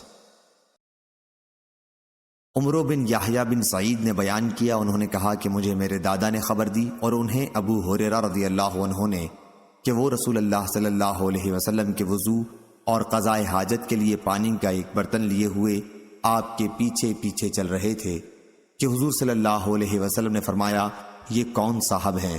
بتایا کہ ابو ہریرہ رضی اللہ عنہ ہے۔ حضرت صلی اللہ علیہ وسلم نے فرمایا کہ استنجے کے لیے چند پتھر تلاش کر لا اور ہاں ہڈی اور لید نہ لانا۔ پھر میں پتھر لے کر حاضر ہوا، میں انہیں اپنے کپڑے میں رکھے ہوئے تھا اور لا کر آپ کے قریب اسے رکھ دیا اور وہاں سے واپس چلا آیا۔ آپ جب قضائے حاجت سے فارغ ہوئے تو میں پھر آپ کی خدمت میں حاضر ہوا اور عرض کی، ہڈی اور گوبر میں کیا بات ہے؟ آپ نے فرمایا، اس لیے کہ وہ جنوں کی خوراک ہیں۔ میرے پاس نصیبین کے جنوں کا ایک وفد آیا تھا اور کیا ہی اچھے وہ جن تھے، تو انہوں نے مجھ سے توشہ مانگا۔ میں نے ان کے لیے اللہ سے یہ دعا کی کہ جب بھی ہڈی یا گوبر پر ان کی نظر پڑے تو ان کے لیے اس چیز سے کھانا ملے۔ صحیح بخاری حدیث نمبر 3860۔ عمر بن عباس نے بیان کیا، کہا ہم سے عبد الرحمن بن مہدی نے، کہا ہم سے مسنا نے، ان سے ابو جمرہ نے، اور ان سے ابن عباس رضی اللہ عنہ نے بیان کیا کہ جب ابو ذر رضی اللہ عنہ کو رسول اللہ صلی اللہ علیہ وسلم کی نبوت کے بارے میں معلوم ہوا تو انہوں نے اپنے بھائی انیس سے کہا، مکے جانے کے لیے سواری تیار کر، اور اس شخص کے متعلق جو نبی ہونے کا مدعی ہے اور کہتا ہے کہ اس کے پاس آسمان سے خبر آتی ہے، میرے لیے خبریں حاصل کر کے لا، اس کی باتوں کو خود غور سے سننا اور پھر میرے پاس آنا۔ ان کے بھائی وہاں سے چلے اور مکہ حاضر ہو کر حضرت صلی اللہ علیہ وسلم کی باتیں خود سنی۔ پھر واپس ہو کر انہوں نے ابو ذر رضی اللہ عنہ کو بتایا کہ میں نے انہیں خود دیکھا ہے، وہ اچھے اخلاق کا لوگوں کو حکم کرتے ہیں، اور میں نے ان سے جو کلام سنا وہ شعر نہیں ہے۔ اس پر ابو ذر رضی اللہ عنہ نے کہا، جس مقصد کے لیے میں نے تمہیں بھیجا تھا مجھے اس پر پوری طرح تشفی نہیں ہوئی۔ آخر انہوں نے خود توشہ باندھا، پانی سے بھرا ہوا ایک پرانا مشکیزہ ساتھ لیا اور مکہ آئے، مسجد الحرام میں حاضری دی اور یہاں نبی کریم صلی اللہ علیہ وسلم کو تلاش کیا۔ ابو ذر رضی اللہ عنہ حضرت صلی اللہ علیہ وسلم کو پہچانتے نہیں تھے اور کسی سے آپ کے متعلق پوچھنا بھی مناسب نہیں سمجھا۔ کچھ رات گزر گئی کہ وہ لیٹے ہوئے تھے۔ حضرت علی رضی اللہ عنہ نے ان کو اس حالت میں دیکھا اور سمجھ گئے کہ کوئی مسافر ہے۔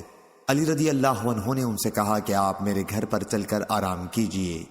ابو ذر رضی اللہ عنہ ان کے پیچھے پیچھے چلے گئے، لیکن کسی نے ایک دوسرے کے بارے میں بات نہیں کی۔ جب صبح ہوئی تو ابو ذر رضی اللہ عنہ نے اپنا مشکیزہ اور توشہ اٹھایا اور مسجد الحرام میں آ گئے۔ یہ دن بھی یوں ہی گزر گیا اور وہ نبی کریم صلی اللہ علیہ وسلم کو نہ دیکھ سکے۔ شام ہوئی تو سونے کی تیاری کرنے لگے۔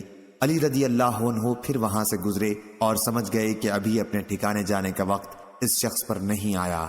وہ انہیں وہاں سے پھر اپنے ساتھ لے آئے اور آج بھی کسی نے ایک دوسرے سے بات چیت نہیں کی۔ تیسرا دن جب ہوا اور علی رضی اللہ عنہ نے ان کے ساتھ یہی کام کیا اور اپنے ساتھ لے گئے تو ان سے پوچھا، کیا تم مجھے بتا سکتے ہو کہ یہاں آنے کا باعث کیا ہے؟ ابو ذر رضی اللہ عنہ نے کہا کہ اگر تم مجھ سے پختہ وعدہ کر لو کہ میری رہنمائی کرو گے تو میں تم کو سب کچھ بتا دوں گا۔ علی رضی اللہ عنہ نے وعدہ کر لیا تو انہوں نے انہیں اپنے خیالات کی خبر دی۔ علی رضی اللہ عنہ نے فرمایا کہ بلا شبہ وہ حق پر ہیں اور اللہ کے سچے رسول صلی اللہ علیہ وسلم ہیں۔ اچھا، صبح کو تم میرے پیچھے پیچھے میرے ساتھ چلنا۔ اگر میں راستے میں کوئی ایسی بات دیکھوں جس سے مجھے تمہارے بارے میں کوئی خطرہ ہو تو میں کھڑا ہو جاؤں گا کسی دیوار کے قریب، گویا مجھے پیشاب کرنا ہے۔ اس وقت تم میرا انتظار نہ کرنا، اور جب میں پھر چلنے لگوں تو میرے پیچھے آ جانا تاکہ کوئی سمجھ نہ سکے کہ یہ دونوں ساتھ ہیں، اور اس طرح جس گھر میں میں داخل ہوں تم بھی داخل ہو جانا۔ انہوں نے ایسا ہی کیا اور پیچھے پیچھے چلے تاکہ علی رضی اللہ عنہ کے ساتھ وہ نبی کریم صلی اللہ علیہ وسلم کی خدمت میں پہنچ گئے، آپ کی باتیں سنی اور وہیں اسلام لے آئے۔ پھر حضرت صلی اللہ علیہ وسلم نے ان سے فرمایا، اب اپنی قوم غفار میں واپس جاؤ اور انہیں میرا حال بتاؤ تاکہ جب ہمارے غلبے کا علم تم کو ہو جائے تو پھر ہمارے پاس آ جانا۔ ابو ذر رضی اللہ عنہ نے عرض کیا، اس ذات کی قسم جس کے ہاتھ میں میری جان ہے، میں ان قریشیوں کے مجمع میں پکار کر کلمہ توحید کا اعلان کروں گا۔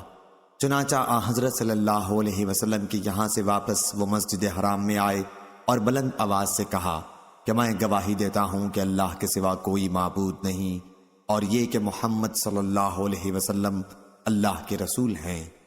یہ سنتے ہی سارا مجمع ٹوٹ پڑا اور اتنا مارا کہ زمین پر لٹا دیا۔ اتنے میں عباس رضی اللہ عنہ آ گئے اور ابو ذر رضی اللہ عنہ کے اوپر اپنے کو ڈال کر قریش سے کہا، افسوس، کیا تمہیں معلوم نہیں کہ یہ شخص قبیلہ غفار سے ہے؟ اور شام جانے والے تمہارے تاجروں کا راستہ ادھر ہی سے پڑتا ہے، اسی طرح سے ان سے ان کو بچایا۔ پھر ابو ذر رضی اللہ عنہ دوسرے دن مسجد الحرام میں آئے اور اپنے اسلام کا اظہار کیا۔ قوم بری طرح ان پر ٹوٹ پڑی اور مارنے لگے۔ اس دن بھی عباس رضی اللہ عنہ ان پر اوندھے پڑ گئے۔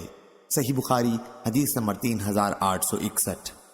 سفیان نے بیان کیا، ان سے اسماعیل نے، ان سے قیس نے بیان کیا کہ میں نے کوفہ کی مسجد میں سعید بن زید بن عمرو بن نفیل رضی اللہ عنہ سے سنا، وہ کہہ رہے تھے کہ ایک وقت تھا جب حضرت عمر رضی اللہ عنہ نے اسلام لانے سے پہلے مجھے اس وجہ سے باندھ رکھا تھا کہ میں نے اسلام کیوں قبول کیا، لیکن تم لوگوں نے حضرت عثمان رضی اللہ عنہ کے ساتھ جو کچھ کیا ہے اس کی وجہ سے اگر احد پہاڑ بھی اپنی جگہ سے سرک جائے تو اسے ایسا کرنا ہی چاہیے۔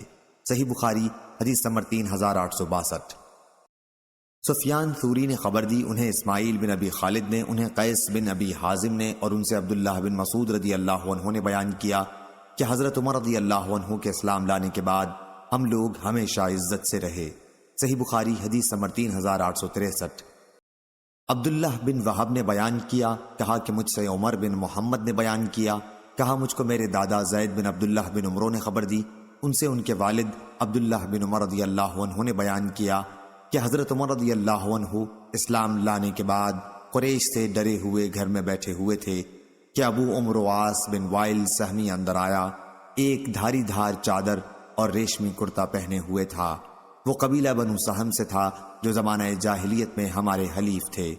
عاص نے حضرت عمر رضی اللہ عنہ سے کہا، کیا بات ہے؟ عمر رضی اللہ عنہ نے کہا کہ تمہاری قوم بنو سہم والے کہتے ہیں اگر میں مسلمان ہوا تو وہ مجھ کو مار ڈالیں گے۔ عاص نے کہا تمہیں کوئی نقصان نہیں پہنچا سکتا۔ جب عاص نے یہ کلمہ کہہ دیا تو عمر رضی اللہ عنہ نے کہا کہ پھر میں بھی اپنے کو امان میں سمجھتا ہوں۔ اس کے بعد عاص باہر نکلا تو دیکھا کہ میدان لوگوں سے بھر گیا ہے۔ عاص نے پوچھا کدھر کا رخ ہے؟ لوگوں نے کہا ہم ابن خطاب کی خبر لینے جاتے ہیں جو بے دین ہو گیا ہے۔ عاص نے کہا اسے کوئی نقصان نہیں پہنچا سکتے۔ یہ سنتے ہی لوگ لوٹ گئے۔ صحیح بخاری حدیث نمبر 3864۔ سفیان بن عینہ نے بیان کیا، کہا کہ میں نے عمرو بن دینار سے سنا، انہوں نے بیان کیا کہ عبداللہ بن عمر رضی اللہ عنہ نے کہا جب عمر رضی اللہ عنہ اسلام لائے تو لوگ ان کے گھر کے قریب جمع ہو گئے اور کہنے لگے کہ عمر بے دین ہو گیا ہے۔ میں ان دنوں بچہ تھا اور اس وقت اپنے گھر کی چھت پر چڑھا ہوا تھا۔ اچانک ایک شخص آیا جو ریشم کی قبا پہنے ہوئے تھا۔ اس شخص نے لوگوں سے کہا ٹھیک ہے عمر بے دین ہو گیا، لیکن یہ مجمع کیسا ہے؟ دیکھو میں عمر کو پناہ دے چکا ہوں۔ ابن عمر رضی اللہ عنہ نے بیان کیا کہ میں نے دیکھا کہ اس کی یہ بات سنتے ہی لوگ الگ الگ ہو گئے۔ میں نے پوچھا یہ کون صاحب تھے؟ عمر رضی اللہ عنہ نے کہا کہ یہ عاص بن وائل رضی اللہ عنہ ہیں۔ صحیح بخاری حدیث نمبر 3865۔ یحییٰ بن سلیمان نے بیان کیا، کہا کہ مجھ سے عبداللہ بن وہب نے بیان کیا، کہا کہ مجھ سے عمرو بن محمد بن زید نے بیان کیا، ان سے سالم نے بیان کیا اور ان سے حضرت عبداللہ بن عمر رضی اللہ عنہ نے بیان کیا کہ جب بھی حضرت عمر رضی اللہ عنہ نے کسی چیز کے متعلق کہا کہ میرا خیال ہے کہ یہ اس طرح ہے تو وہ اسی طرح ہوئی جیسا وہ اس کے متعلق اپنا خیال ظاہر کرتے تھے۔ ایک دن وہ بیٹھے ہوئے تھے کہ ایک خوبصورت شخص وہاں سے گزرا۔ انہوں نے کہا یا تو میرا گمان غلط ہے یا یہ شخص اپنے جاہلیت کے دین پر اب بھی قائم ہے، اور یا یہ زمانہ جاہلیت میں اپنی قوم کا کاہن رہا ہے۔ اس شخص کو میرے پاس بلاؤ۔ وہ شخص بلایا گیا تو حضرت عمر رضی اللہ عنہ نے اس کے سامنے بھی یہی بات دہرائی۔ اس پر اس نے کہا میں نے تو آج کے دن کا سا معاملہ کبھی نہیں دیکھا جو کسی مسلمان کو پیش آیا ہو۔ عمر رضی اللہ عنہ نے کہا لیکن میں تمہارے لیے ضروری قرار دیتا ہوں کہ تم مجھے اس سلسلے میں بتاؤ۔ اس نے اقرار کیا کہ زمانہ جاہلیت میں اپنی قوم کا کاہن تھا۔ حضرت عمر رضی اللہ عنہ نے کہا غیب کی جو خبریں جو تمہاری جنیاں تمہارے پاس لاتی تھیں اس کی سب سے حیرت انگیز کوئی بات سناؤ۔ شخص مذکور نے کہا کہ ایک دن میں بازار میں تھا کہ جنیاں میرے پاس آئی، میں نے دیکھا کہ وہ گھبرائی ہوئی ہے۔ پھر اس نے کہا جنوں کے متعلق تمہیں معلوم نہیں، جب سے انہیں آسمانی خبروں سے روک دیا گیا ہے وہ کسی وجہ سے ڈرے ہوئے ہیں، مایوس ہو رہے ہیں اور اونٹنیوں کے پالان کی کملیوں سے مل گئے ہیں۔ حضرت عمر رضی اللہ عنہ نے کہا کہ تم نے سچ کہا۔ ایک مرتبہ میں بھی ان دنوں بتوں کے قریب سویا ہوا تھا ایک شخص ایک بچڑا لایا اور بت پر اسے ذبح کر دیا۔ اس کے اندر سے اس قدر زور کی آواز نکلی کہ میں نے ایسی شدید چیخ کبھی نہیں سنی تھی۔ اس نے کہا، اے دشمن، ایک بات بتلاتا ہوں جس سے مراد مل جائے۔ ایک فصیح خوش بیان شخص یوں کہتا ہے، لا الہ الا اللہ۔ یہ سنتے ہی تمام لوگ جو وہاں موجود تھے چونک پڑے، چل دیے۔ میں نے کہا، میں تو نہیں جانے کا، دیکھوں اس کے بعد کیا ہوتا ہے۔ پھر یہی آواز آئی، ارے دشمن، تجھ کو ایک بات بتلاتا ہوں جس سے مراد برائے۔ ایک فصیح شخص یوں کہہ رہا ہے، لا الہ الا اللہ۔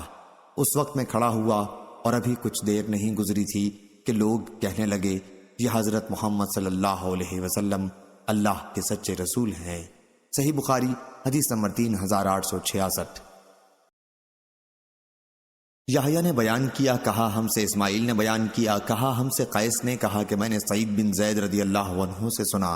انہوں نے مسلمانوں کو خطاب کر کے کہا، ایک وقت تھا کہ عمر رضی اللہ عنہ جب اسلام میں داخل نہیں ہوئے تھے تو مجھے اور اپنی بہن کو اس لیے باندھ رکھا تھا کہ ہم اسلام کیوں لائے، اور آج تم نے جو کچھ حضرت عثمان رضی اللہ عنہ کے ساتھ برتاؤ کیا ہے، اگر اس پر احد پہاڑ بھی اپنی جگہ سے سرک جائے تو اسے ایسا ہی کرنا چاہیے۔ صحیح بخاری حدیث نمبر 3867۔ بشر بن مفضل نے بیان کیا، ان سے سعید بن ابی عروبہ نے بیان کیا، ان سے قتادہ نے، اور ان سے انس بن مالک رضی اللہ عنہ نے بیان کیا کہ کفار مکہ نے رسول کریم صلی اللہ علیہ وسلم سے کسی نشانی کا مطالبہ کیا تو آن حضرت صلی اللہ علیہ وسلم نے چاند کے 2 ٹکڑے کر کے دکھا دیے، یہاں تک کہ انہوں نے ہرا پہاڑ کو ان دونوں ٹکڑوں کے بیچ میں دیکھا۔ صحیح بخاری حدیث نمبر 3868۔ عبدان نے بیان کیا، ان سے ابو حمزہ محمد بن میمون نے، ان سے عامش نے، ان سے ابراہیم نخعی نے، ان سے ابو معمر نے، اور ان سے عبداللہ بن مسعود رضی اللہ عنہ نے بیان کیا کہ جس وقت چاند کے 2 ٹکڑے ہوئے تو ہم نبی کریم صلی اللہ علیہ وسلم کے ساتھ منا کے میدان میں موجود تھے۔ آپ نے فرمایا تھا کہ لوگوں گواہ رہنا، اور چاند کا ایک ٹکڑا دوسرے سے الگ ہو کر پہاڑ کی طرف چلا گیا تھا۔ اور ابو زحا نے بیان کیا، ان سے مسروق نے، ان سے عبداللہ بن مسعود رضی اللہ عنہ نے کہ شق قمر کا معجزہ مکہ میں پیش آیا تھا۔ ابراہیم نخعی کے ساتھ اس کے مطابق محمد بن مسلم نے کی ہے، ان سے ابو نجیح نے بیان کیا، ان سے مجاہد نے، ان سے ابو معمر نے، اور ان سے عبداللہ بن مسعود رضی اللہ عنہ نے۔ صحیح بخاری حدیث نمبر 3869۔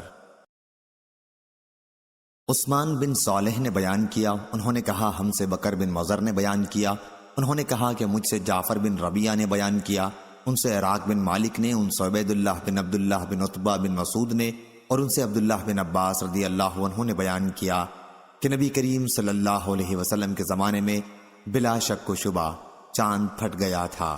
صحیح بخاری حدیث نمبر 3870۔ عمر بن حفص نے بیان کیا، کہا ہم سے ہمارے والد نے بیان کیا، کہا ہم سے عامش نے بیان کیا، کہا ہم سے ابراہیم نخعی نے بیان کیا، ان سے ابو معمر نے، اور ان سے حضرت عبداللہ بن مسعود رضی اللہ عنہ نے بیان کیا کہ چاند پھٹ گیا تھا۔ صحیح بخاری حدیث نمبر 3871۔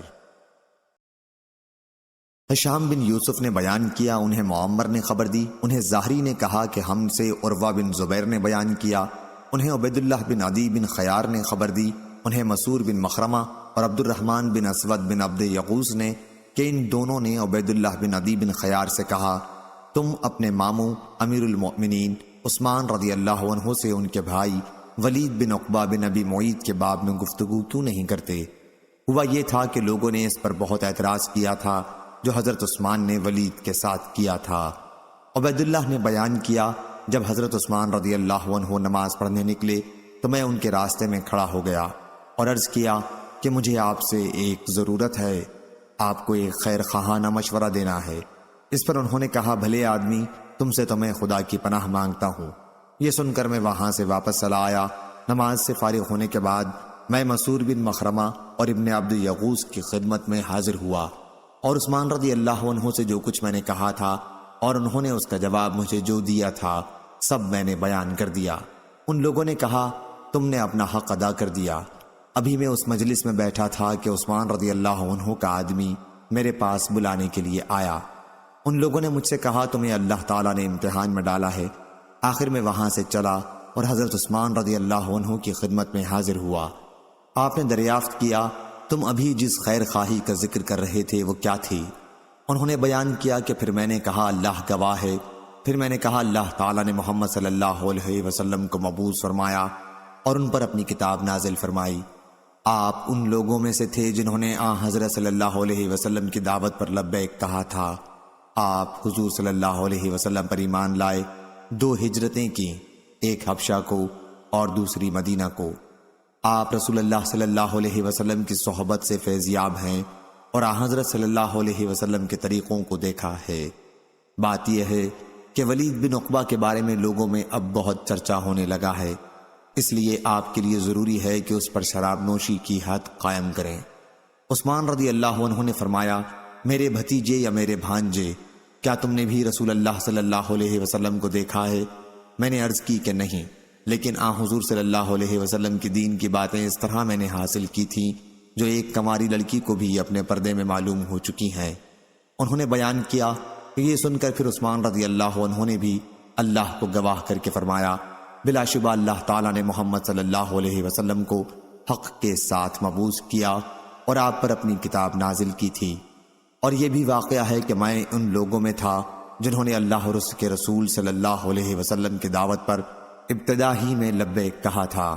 حضرت صلی اللہ علیہ وسلم جو شریعت لے کر آئے تھے میں اس پر ایمان لایا، اور جیسا کہ تم نے کہا میں نے 2 ہجرتیں کی۔ میں حضرت صلی اللہ علیہ وسلم کی صحبت سے فیضیاب ہوا اور آپ سے بیعت بھی کی۔ اللہ کی قسم کہ میں نے آپ کی نافرمانی نہیں کی اور نہ کبھی خیانت کی۔ آخر اللہ تعالیٰ نے آپ کو وفات دے دی اور حضرت ابو بکر رضی اللہ عنہ خلیفہ منتخب ہوئے۔ اللہ کی قسم کہ میں نے ان کی بھی کبھی نافرمانی نہیں کی اور نہ ان کے کسی معاملے میں کوئی خیانت کی۔ ان کے بعد حضرت عمر رضی اللہ عنہ خلیفہ ہوئے، میں نے ان کی بھی کبھی نافرمانی نہیں کی اور نہ کبھی خیانت کی۔ اس کے بعد میں خلیفہ ہوا، کیا اب میرا تم لوگوں پر وہی حق نہیں ہے جو ان کا مجھ پر تھا؟ عبید اللہ نے عرض کیا، یقیناً آپ کا حق ہے۔ پھر انہوں نے کہا، پھر ان باتوں کی کیا حقیقت ہے جو تم لوگوں کی طرف سے پہنچ رہی ہیں؟ جہاں تک تم نے ولید بن عقبہ کے بارے میں ذکر کیا ہے تو ہم انشاءاللہ اس معاملے میں اس کی گرفت حق کے ساتھ کریں گے۔ راوی نے بیان کیا کہ آخر گواہی گزرنے کے بعد ولید بن عقبہ کو 40 کوڑے لگوائے گئے اور حضرت علی رضی اللہ عنہ کو حکم دیا کہ کوڑے لگائیں۔ حضرت علی رضی اللہ عنہ ہی نے اس کو کوڑے مارے تھے۔ اس حدیث کو یونس اور ظاہری کے بھتیجے نے بھی ظاہری سے روایت کیا۔ اس میں عثمان رضی اللہ عنہ کا قول اس طرح بیان کیا، کیا تم لوگوں پر میرا وہی حق نہیں ہے جو ان لوگوں کا تم پر تھا؟ صحیح بخاری حدیث نمبر 3872۔ یحییٰ بن سعید قطان نے بیان کیا، ان سے ہشام بن عروہ نے بیان کیا، کہا ہم سے ہمارے والد عروہ بن زبیر نے بیان کیا، اور ان سے عائشہ رضی اللہ عنہا نے بیان کیا کہ ام حبیبہ رضی اللہ عنہا اور ام سلمہ رضی اللہ عنہا نے ایک گرجے کا ذکر کیا جسے انہوں نے حبشہ میں دیکھا تھا۔ اس کے اندر تصویریں تھیں۔ انہوں نے اس کا ذکر نبی کریم صلی اللہ علیہ وسلم کے سامنے کیا تو آپ نے فرمایا، جب ان میں کوئی نیک مرد صالح ہوتا اور اس کی وفات ہو جاتی تو اس کی قبر کو وہ لوگ مسجد بناتے اور پھر اس میں اس کی تصویریں رکھتے۔ یہ لوگ قیامت کے دن اللہ تعالیٰ کی بارگاہ میں بدترین مخلوق ہوں گے۔ صحیح بخاری حدیث نمبر 3873۔ سفیان بن عینہ نے بیان کیا، انہوں نے کہا ہم سے اسحاق بن سعید سعیدی نے بیان کیا، ان سے ان کے والد سعید بن عمرو بن سعید بن عاص نے، ان سے ام خالد بنت خالد رضی اللہ عنہا نے بیان کیا کہ میں جب حبشہ سے آئی تو بہت کم عمر تھی۔ مجھے رسول اللہ صلی اللہ علیہ وسلم نے ایک دھاری دار چادر عنایت فرمائی اور پھر آپ نے اس کی دھاریوں پر اپنا ہاتھ پھیر کر فرمایا، سنا سنا۔ حمیدی نے بیان کیا کہ سنا سنا حبشی زبان کا لفظ ہے، یعنی اچھا اچھا۔ صحیح بخاری حدیث نمبر 3874۔ ابو عیوانہ نے بیان کیا، ان سے سلیمان نے، ان سے ابراہیم نے، ان سے علقمہ نے اور ان سے عبداللہ نے بیان کیا کہ ابتدائے اسلام میں نبی کریم صلی اللہ علیہ وسلم نماز پڑھتے ہوتے اور ہم آپ کو سلام کرتے تو آپ نماز ہی میں جواب عنایت فرماتے تھے، لیکن جب ہم نجاشی کے ملک حبشہ سے واپس مدینہ آئے اور ہم نے نماز پڑھتے میں آپ کو سلام کیا تو آپ نے جواب نہیں دیا۔ نماز کے بعد ہم نے عرض کیا، یا رسول اللہ صلی اللہ علیہ وسلم، ہم پہلے آپ کو سلام کرتے تھے تو آپ نماز ہی میں جواب عنایت فرمایا کرتے تھے۔ حضرت صلی اللہ علیہ وسلم نے اس پر فرمایا، ہاں نماز میں آدمی کو دوسرا شغل ہوتا ہے۔ سلیمان عامش نے بیان کیا کہ میں نے ابراہیم نخعی سے پوچھا، ایسے موقع پر آپ کیا کرتے ہیں؟ انہوں نے کہا کہ میں دل میں جواب دے دیتا ہوں۔ صحیح بخاری حدیث نمبر 3875۔ ورید بن عبداللہ نے بیان کیا، ان سے ابو بردہ نے اور ان سے حضرت ابو موسیٰ رضی اللہ عنہ نے بیان کیا کہ جب ہمیں رسول اللہ صلی اللہ علیہ وسلم کی ہجرت مدینے کی اطلاع ملی تو ہم یمن میں تھے۔ پھر ہم کشتی پر سوار ہوئے، لیکن اتفاق سے ہوا نے ہماری کشتی کا رخ نجاشی کے ملک حبش کی طرف کر دیا۔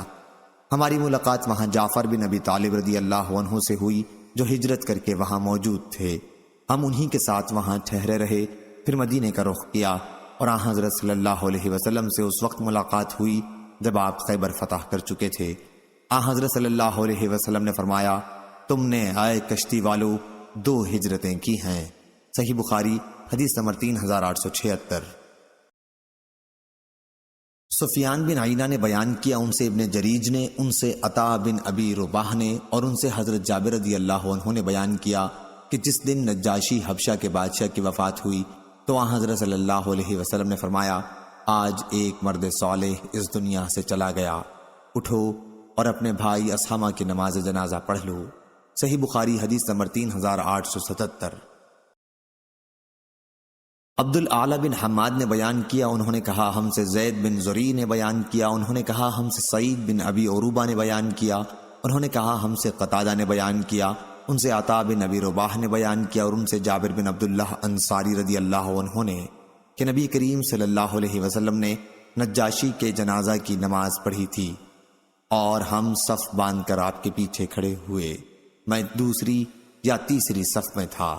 صحیح بخاری حدیث نمبر 3878۔ یزید بن ہارون نے بیان کیا، ان سے سلیم بن حیان نے کہا ہم سے سعید بن مینا نے بیان کیا، ان سے جابر بن عبداللہ رضی اللہ عنہ نے کہ نبی کریم صلی اللہ علیہ وسلم نے اصحمہ نجاشی کی نماز جنازہ پڑھی اور 4 مرتبہ آپ نے نماز میں تکبیر کہی۔ یزید بن ہارون کے ساتھ اس حدیث کو عبد الصمد بن عبد الوارث نے بھی سلیم بن حیان سے روایت کیا ہے۔ صحیح بخاری حدیث نمبر 3879۔ یعقوب بن ابراہیم نے بیان کیا، کہا ہم سے ہمارے والد ابراہیم بن سعد نے بیان کیا، ان سے صالح بن کیسان نے، ان سے ابن شہاب نے بیان کیا، ان سے ابو سلمہ بن عبد الرحمن اور سعید بن مسیب نے بیان کیا اور انہیں حضرت ابو ہریرہ رضی اللہ عنہ نے خبر دی کہ رسول اللہ صلی اللہ علیہ وسلم نے حبشہ کے بادشاہ نجاشی کی موت کی خبر اسی دن دے دی تھی جس دن ان کا انتقال ہوا تھا، اور آپ نے فرمایا تھا کہ اپنے بھائی کی مغفرت کے لیے دعا کرو۔ صحیح بخاری حدیث نمبر 3880۔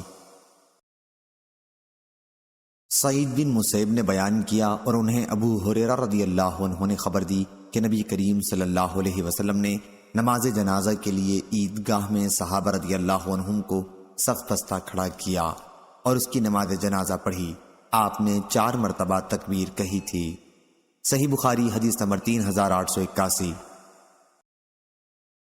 عبدالعزیز بن عبداللہ اویسی نے بیان کیا، انہوں نے کہا مجھ سے ابراہیم بن سعد نے بیان کیا، انہوں نے کہا ہم سے ابن شہاب نے بیان کیا، ان سے سلمہ بن عبد الرحمن نے اور ان سے حضرت ابو ہریرہ رضی اللہ عنہ نے بیان کیا کہ نبی کریم صلی اللہ علیہ وسلم نے جب جنگ حنین کا قصہ کیا تو فرمایا انشاءاللہ، کہ نبی کریم صلی اللہ علیہ وسلم نے جب جنگ حنین کا قصد کیا تو فرمایا انشاءاللہ کل ہمارا قیام خیف بنی کنانہ میں ہوگا جہاں مشرکین نے کافر ہی رہنے کے لیے عہد و پیمان کیا تھا۔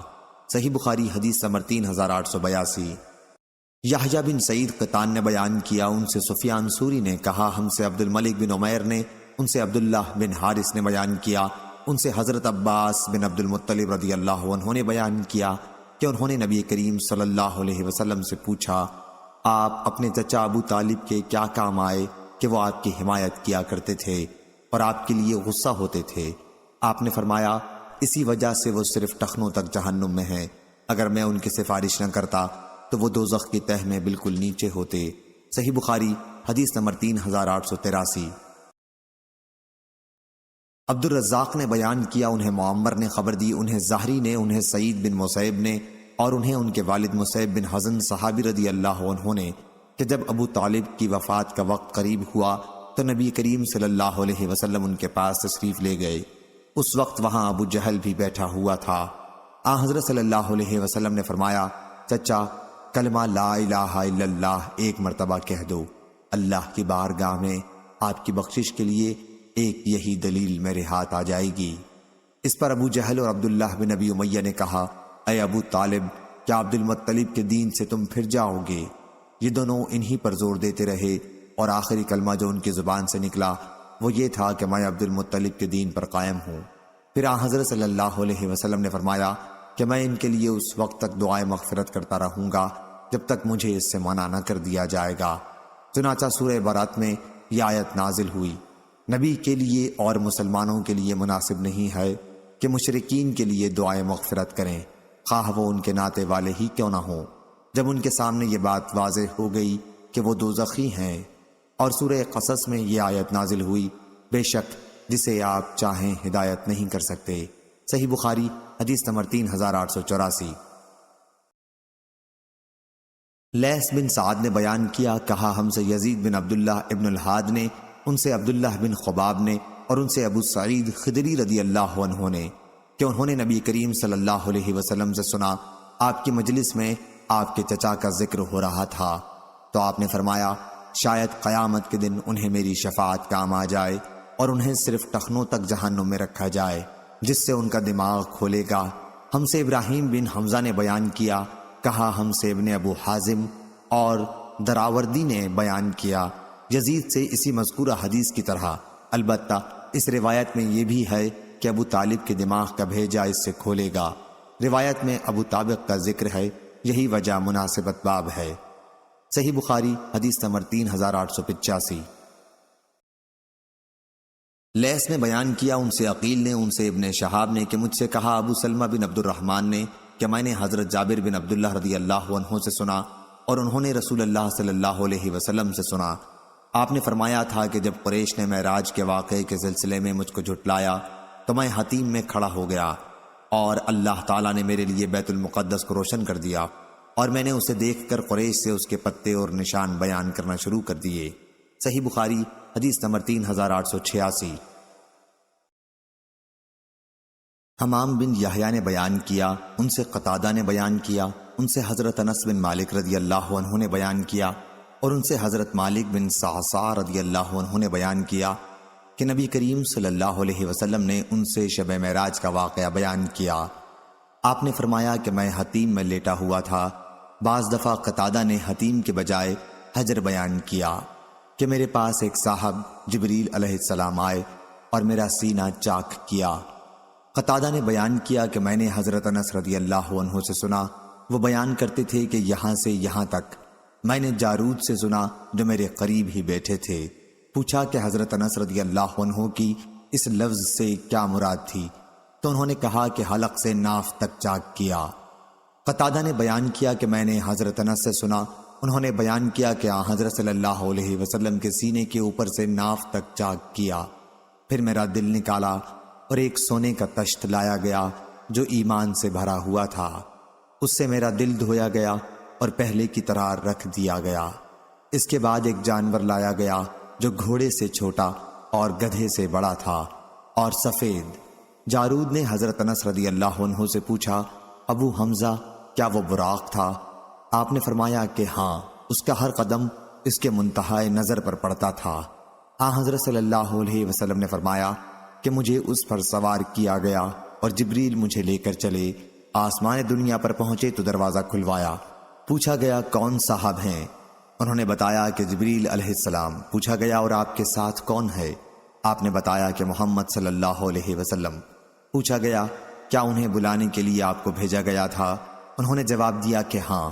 اس پر آواز آئی، انہیں خوش آمدید، کیا ہی مبارک آنے والے ہیں وہ، اور دروازہ کھول دیا۔ جب میں اندر گیا تو میں نے وہاں آدم علیہ السلام کو دیکھا۔ جبریل علیہ السلام نے فرمایا، یہ آپ کے جد امجد آدم علیہ السلام ہیں، انہیں سلام کیجیے۔ میں نے ان کو سلام کیا اور انہوں نے جواب دیا اور فرمایا، خوش آمدید نیک بیٹے اور نیک نبی۔ جبریل علیہ السلام اوپر چڑھے اور دوسرے آسمان پر آئے، وہاں بھی دروازہ کھلوایا۔ آواز آئی کون صاحب آئے ہیں؟ بتایا کہ جبریل علیہ السلام۔ پوچھا گیا آپ کے ساتھ اور کوئی صاحب بھی ہیں؟ کہا محمد صلی اللہ علیہ وسلم۔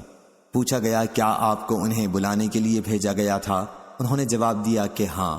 پھر آواز آئی انہیں خوش آمدید، کیا ہی اچھے آنے والے ہیں وہ۔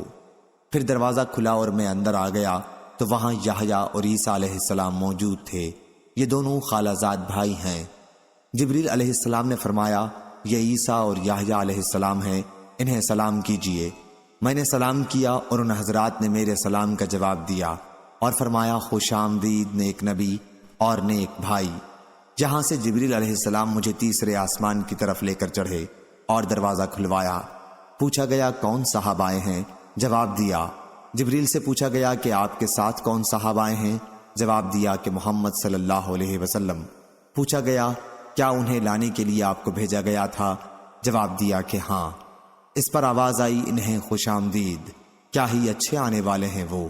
دروازہ کھلا اور جب میں اندر داخل ہوا تو وہاں یوسف علیہ السلام موجود تھے۔ جبریل علیہ السلام نے فرمایا یہ یوسف علیہ السلام ہیں، انہیں سلام کیجیے۔ میں نے سلام کیا تو انہوں نے جواب دیا اور فرمایا خوش آمدید نیک نبی اور نیک بھائی۔ پھر جبریل علیہ السلام مجھے لے کر اوپر چڑھے اور چوتھے آسمان پر پہنچے۔ دروازہ کھلوایا تو پوچھا گیا کون صاحب ہیں؟ بتایا کہ جبریل۔ پوچھا گیا اور آپ کے ساتھ کون ہے؟ کہا کہ محمد صلی اللہ علیہ وسلم۔ پوچھا کیا انہیں بلانے کے لیے آپ کو بھیجا گیا تھا؟ جواب دیا کہ ہاں۔ کہا کہ انہیں خوش آمدید، کیا ہی اچھے آنے والے ہیں وہ۔ اب دروازہ کھلا جب میں وہاں ادریس علیہ السلام کی خدمت میں پہنچا تو جبریل علیہ السلام نے فرمایا یہ ادریس علیہ السلام ہیں، انہیں سلام کیجیے۔ میں نے انہیں سلام کیا اور انہوں نے جواب دیا اور فرمایا خوش آمدید پاک بھائی اور نیک نبی۔ پھر مجھے لے کر پانچویں آسمان پر آئے اور دروازہ کھلوایا۔ پوچھا گیا کون صاحب ہیں؟ جواب دیا کہ جبریل۔ پوچھا گیا آپ کے ساتھ کون صاحب آئے ہیں؟ جواب دیا کہ محمد صلی اللہ علیہ وسلم۔ پوچھا گیا کہ کیا انہیں بلانے کے لیے آپ کو بھیجا گیا تھا؟ جواب دیا کہ ہاں۔ اب آواز آئی خوش آمدید، کیا ہی اچھے آنے والے ہیں وہ۔ یہاں جب میں ہارون علیہ السلام کی خدمت میں حاضر ہوا تو جبریل علیہ السلام نے بتایا کہ آپ ہارون علیہ السلام ہیں، انہیں سلام کیجیے۔ میں نے انہیں سلام کیا، انہوں نے جواب کے بعد فرمایا خوش آمدید نیک نبی۔ یہاں سے لے کر مجھے آگے بڑھے اور چھٹے آسمان پر پہنچے اور دروازہ کھلوایا۔ پوچھا گیا کون صاحب آئے ہیں؟ بتایا کہ جبریل۔ آپ کے ساتھ کوئی دوسرے صاحب بھی آئے ہیں؟ جواب دیا کہ محمد صلی اللہ علیہ وسلم۔ پوچھا گیا کیا انہیں بلانے کے لیے آپ کو بھیجا گیا تھا؟ جواب دیا کہ ہاں۔ پھر کہا انہیں خوش آمدید، کیا ہی اچھے آنے والے ہیں وہ۔ میں جب وہاں موسیٰ علیہ السلام کی خدمت میں حاضر ہوا تو جبریل علیہ السلام نے فرمایا کہ یہ موسیٰ علیہ السلام ہیں، انہیں سلام کیجیے۔ میں نے سلام کیا اور انہوں نے جواب کے بعد فرمایا خوش آمدید نیک نبی اور نیک بھائی۔ جب میں آگے بڑھا تو وہ رونے لگے۔ کسی نے پوچھا آپ رو کیوں رہے ہیں؟ تو انہوں نے فرمایا میں اس پر رو رہا ہوں کہ یہ لڑکا میرے بعد نبی بنا کر بھیجا گیا، لیکن جنت میں اس کی امت کے لوگ میری امت سے زیادہ ہوں گے۔ پھر جبریل علیہ السلام مجھے لے کر ساتویں آسمان کی طرف گئے اور دروازہ کھلوایا۔ پوچھا گیا کون صاحب آئے ہیں؟ جواب دیا کہ جبریل۔ پوچھا گیا اور آپ کے ساتھ کون صاحب آئے ہیں؟ جواب دیا کہ محمد صلی اللہ علیہ وسلم۔ پوچھا گیا کیا انہیں بلانے کے لیے آپ کو بھیجا گیا تھا؟ جواب دیا کہ ہاں۔ کہا کہ انہیں خوش آمدید، کیا ہی اچھے آنے والے ہیں وہ۔ میں جب اندر گیا تو ابراہیم علیہ السلام تشریف رکھتے تھے۔ جبریل علیہ السلام نے فرمایا کہ یہ آپ کے جد امجد ہیں، انہیں سلام کیجیے۔ حضرت صلی اللہ علیہ وسلم نے فرمایا کہ میں نے ان کو سلام کیا تو انہوں نے جواب دیا اور فرمایا خوش آمدید نیک نبی اور نیک بیٹے۔ پھر سدرۃ المنتہا کو میرے سامنے کر دیا گیا۔ میں نے دیکھا کہ اس کے پھل مقام حجر کے مٹکوں کی طرح بڑے بڑے تھے اور اس کے پتے ہاتھیوں کے کان کی طرح تھے۔ جبریل علیہ السلام نے فرمایا کہ یہ سدرۃ المنتہا ہے۔ وہاں میں نے 4 نہریں دیکھیں، 2 باطنی اور 2 ظاہری۔ میں نے پوچھا اے جبریل علیہ السلام یہ کیا ہیں؟ انہوں نے بتایا کہ جو 2 باطنی نہریں ہیں وہ جنت سے تعلق رکھتی ہیں اور 2 ظاہری نہریں نیل اور فرات ہیں۔ پھر میرے سامنے بیت المعمور کو لایا گیا۔ وہاں میرے سامنے ایک گلاس میں شراب، ایک میں دودھ اور ایک میں شہد لایا گیا۔ میں نے دودھ کا گلاس لے لیا تو جبریل علیہ السلام نے فرمایا یہی فطرت ہے اور آپ اس پر قائم ہیں اور آپ کی امت بھی۔ پھر مجھ پر روزانہ 50 نمازیں فرض کی گئیں۔ میں واپس ہوا اور موسیٰ علیہ السلام کے پاس سے گزرا تو انہوں نے پوچھا کس چیز کا آپ کو حکم ہوا؟ میں نے کہا کہ روزانہ 50 وقت کی نمازوں کا۔ موسیٰ علیہ السلام نے فرمایا لیکن آپ کی امت میں اتنی طاقت نہیں ہے، اس سے پہلے میرا برتاؤ لوگوں سے بڑھ چکا ہے اور بنی اسرائیل کا مجھے تلخ تجربہ ہے، اس لیے آپ اپنے رب کے حضور میں دوبارہ جائیے اور اپنی امت پر تخفیف کے لیے عرض کیجیے۔ چنانچہ میں اللہ تعالیٰ کے دربار میں حاضر ہوا اور تخفیف کے لیے عرض کی تو 10 وقت کی نمازیں کم کر دی گئیں۔ پھر میں جب واپسی میں موسیٰ علیہ السلام کے پاس سے گزرا تو انہوں نے پھر وہی سوال کیا۔ میں دوبارہ بارگاہ رب تعالیٰ میں حاضر ہوا اور اس مرتبہ بھی 10 وقت کی نمازیں کم ہوئیں۔ پھر میں موسیٰ علیہ السلام کے پاس سے گزرا تو انہوں نے وہی مطالبہ کیا۔ میں نے اس مرتبہ بھی بارگاہ رب تعالیٰ میں حاضر ہو کر 10 وقت کی نمازیں کم کرائیں۔ موسیٰ علیہ السلام کے پاس سے پھر گزرا اور اس مرتبہ بھی انہوں نے اپنی رائے کا اظہار کیا۔ پھر بارگاہ الہی میں حاضر ہوا تو مجھے 10 وقت کی نمازوں کا حکم ہوا۔ میں واپس ہونے لگا تو آپ نے پھر وہی کہا۔ اب بارگاہ الہی میں حاضر ہوا تو روزانہ صرف 5 وقت کی نمازوں کا حکم باقی رہا۔ موسیٰ علیہ السلام کے پاس آیا تو آپ نے دریافت فرمایا اب کیا حکم ہوا؟ میں نے حضرت موسیٰ علیہ السلام کو بتایا کہ روزانہ 5 وقت کی نمازوں کا حکم ہوا ہے۔ فرمایا کہ آپ کی امت اس کی بھی طاقت نہیں رکھتی، میرا برتاؤ آپ سے پہلے لوگوں کے ساتھ ہو چکا ہے اور بنی اسرائیل کا مجھے تلخ تجربہ ہے۔ اپنے رب کے دربار میں پھر حاضر ہو کر تخفیف کے لیے عرض کیجیے۔ حضرت صلی اللہ علیہ وسلم نے فرمایا رب تعالیٰ سے میں بہت سوال کر چکا اور اب مجھے شرم آتی ہے، اب میں بس اسی پر راضی ہوں۔ حضرت صلی اللہ علیہ وسلم نے فرمایا کہ پھر جب میں وہاں سے گزرنے لگا تو ندا آئی، میں نے اپنا فریضہ جاری کر دیا اور اپنے بندوں پر تخفیف کر چکا۔ صحیح بخاری حدیث نمبر 3887۔ سفیان بن عیینہ نے بیان کیا، ان سے عمرو بن دینار نے بیان کیا، ان سے اکرمہ نے اور ان سے حضرت عبداللہ بن عباس رضی اللہ عنہ نے اللہ تعالیٰ کے ارشاد وَمَا جَعَلْنَا الرُّؤْيَا الَّتِي أَرَيْنَاكَ إِلَّا فِتْنَةً لِلنَّاسِ، اور جو رویا ہم نے آپ کو دکھایا اس سے مقصد صرف لوگوں کا امتحان تھا۔ فرمایا کہ اس میں رویا سے آنکھ سے دیکھنا ہی مراد ہے جو رسول اللہ صلی اللہ علیہ وسلم کو اس معراج کی رات میں دکھایا گیا تھا جس میں آپ کو بیت المقدس تک لے جایا گیا تھا، اور قرآن مجید میں شجرۃ الملعونہ کا ذکر آیا ہے، وہ تھوہر کا درخت ہے۔ صحیح بخاری حدیث نمبر 3888۔ عقیل نے بیان کیا، ان سے ابن شہاب نے، دوسری سند امام بخاری نے کہا، اور ہم سے احمد بن صالح نے بیان کیا، کہا ہم سے عنبسہ بن خالد نے بیان کیا، ہم سے یونس بن یزید نے بیان کیا، ان سے ابن شہاب نے بیان کیا کہ مجھے عبد الرحمن بن عبداللہ بن کعب بن مالک نے خبر دی، اور انہیں عبداللہ بن کعب نے جب وہ نابینا ہو گئے تو وہ چلتے پھرتے وقت ان کو پکڑ کر لے چلتے تھے۔ انہوں نے بیان کیا کہ میں نے کعب بن مالک رضی اللہ عنہ سے سنا کہ وہ غزوہ تبوک میں شریک نہ ہونے کا طویل واقعہ بیان کرتے تھے۔ ابن بکیر نے اپنی روایت میں بیان کیا کہ حضرت کعب نے کہا کہ میں نبی کریم صلی اللہ علیہ وسلم کے پاس عقبہ کی رات میں حاضر تھا جب ہم نے اسلام پر قائم رہنے کا پختہ عہد کیا تھا۔ میرے نزدیک لیلۃ العقبہ کی بیعت بدر کی لڑائی میں حاضری سے بھی زیادہ پسند ہے، اگرچہ لوگوں میں بدر کا چرچا اس سے زیادہ ہے۔ صحیح بخاری حدیث نمبر 3889۔ سفیان بن عیینہ نے بیان کیا، کہا کہ عمرو بن دینار کہا کرتے تھے کہ میں نے حضرت جابر بن عبداللہ رضی اللہ عنہ سے سنا، انہوں نے بیان کیا کہ میرے 2 ماموں مجھے بھی بیعت عقبہ میں ساتھ لے گئے تھے۔ ابو عبداللہ امام بخاری نے کہا کہ ابن عیینہ نے بیان کیا، ان میں سے ایک حضرت برا بن معرور رضی اللہ عنہ تھے۔ صحیح بخاری حدیث نمبر 3890۔ ہشام بن یوسف نے خبر دی، انہیں ابن جریج نے خبر دی، ان سے عطا نے بیان کیا کہ حضرت جابر رضی اللہ عنہ نے کہا میں، میرے والد اور میرے 2 ماموں تینوں بیعت عقبہ کرنے والوں میں شریک تھے۔ صحیح بخاری حدیث نمبر 3891۔ یعقوب بن ابراہیم نے خبر دی، انہوں نے کہا ہم سے ہمارے بھتیجے ابن شہاب نے بیان کیا، ان سے ان کے چچا نے بیان کیا، اور انہوں نے کہا کہ ہمیں ابو ادریس عائز اللہ بن عبداللہ نے خبر دی کہ حضرت عبادہ بن صامت رضی اللہ عنہ ان صحابہ میں سے تھے جنہوں نے رسول اللہ صلی اللہ علیہ وسلم کے ساتھ بدر کی لڑائی میں شرکت کی تھی اور عقبہ کی رات حضرت صلی اللہ علیہ وسلم سے عہد کیا تھا۔ انہوں نے بیان کیا کہ رسول اللہ صلی اللہ علیہ وسلم نے فرمایا اس وقت آپ کے پاس صحابہ کی ایک جماعت تھی کہ آؤ مجھ سے اس بات کا عہد کرو کہ اللہ کے ساتھ کسی کو شریک نہ ٹھہراؤ گے، چوری نہ کرو گے، زنا نہ کرو گے، اپنی اولاد کو قتل نہ کرو گے، اپنی طرف سے گھڑ کر کسی پر تہمت نہ لگاؤ گے، اور اچھی باتوں میں میری نافرمانی نہ کرو گے۔ بس جو شخص اپنے اس عہد پر قائم رہے گا اس کا اجر اللہ کے ذمہ ہے، اور جس شخص نے اس میں کمی کی اور اللہ تعالیٰ نے اسے چھپا رہنے دیا تو اس کا معاملہ اللہ کے اختیار میں ہے، چاہے تو اس پر سزا دے اور چاہے معاف کر دے۔ حضرت عبادہ رضی اللہ عنہ نے بیان کیا، چنانچہ میں نے حضرت صلی اللہ علیہ وسلم سے ان امور پر بیعت کی۔ صحیح بخاری حدیث نمبر 3892۔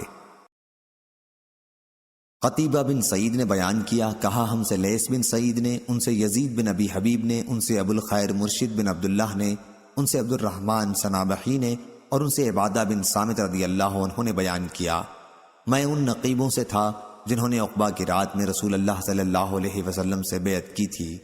آپ نے بیان کیا کہ ہم نے حضرت صلی اللہ علیہ وسلم سے اس کا عہد کیا تھا کہ ہم اللہ کے ساتھ کسی کو شریک نہیں ٹھہرائیں گے، چوری نہیں کریں گے، زنا نہیں کریں گے، کسی ایسے شخص کو قتل نہیں کریں گے جس کا قتل اللہ تعالیٰ نے حرام قرار دیا ہے، لوٹ مار نہیں کریں گے اور نہ اللہ کی نافرمانی کریں گے۔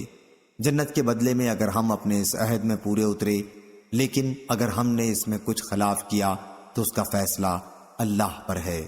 صحیح بخاری حدیث نمبر 3893۔ فروہ بن ابی المغرہ نے بیان کیا، کہا ہم سے علی بن محصر نے بیان کیا، ان سے حشام بن عروہ نے، ان سے ان کے والد نے، اور ان سے حضرت عائشہ رضی اللہ عنہا نے بیان کیا کہ نبی کریم صلی اللہ علیہ وسلم سے میرا نکاح جب ہوا تو میری عمر 6 سال کی تھی۔ پھر ہم مدینہ ہجرت کر کے آئے اور بنی حارث بن خزرج کے یہاں قیام کیا۔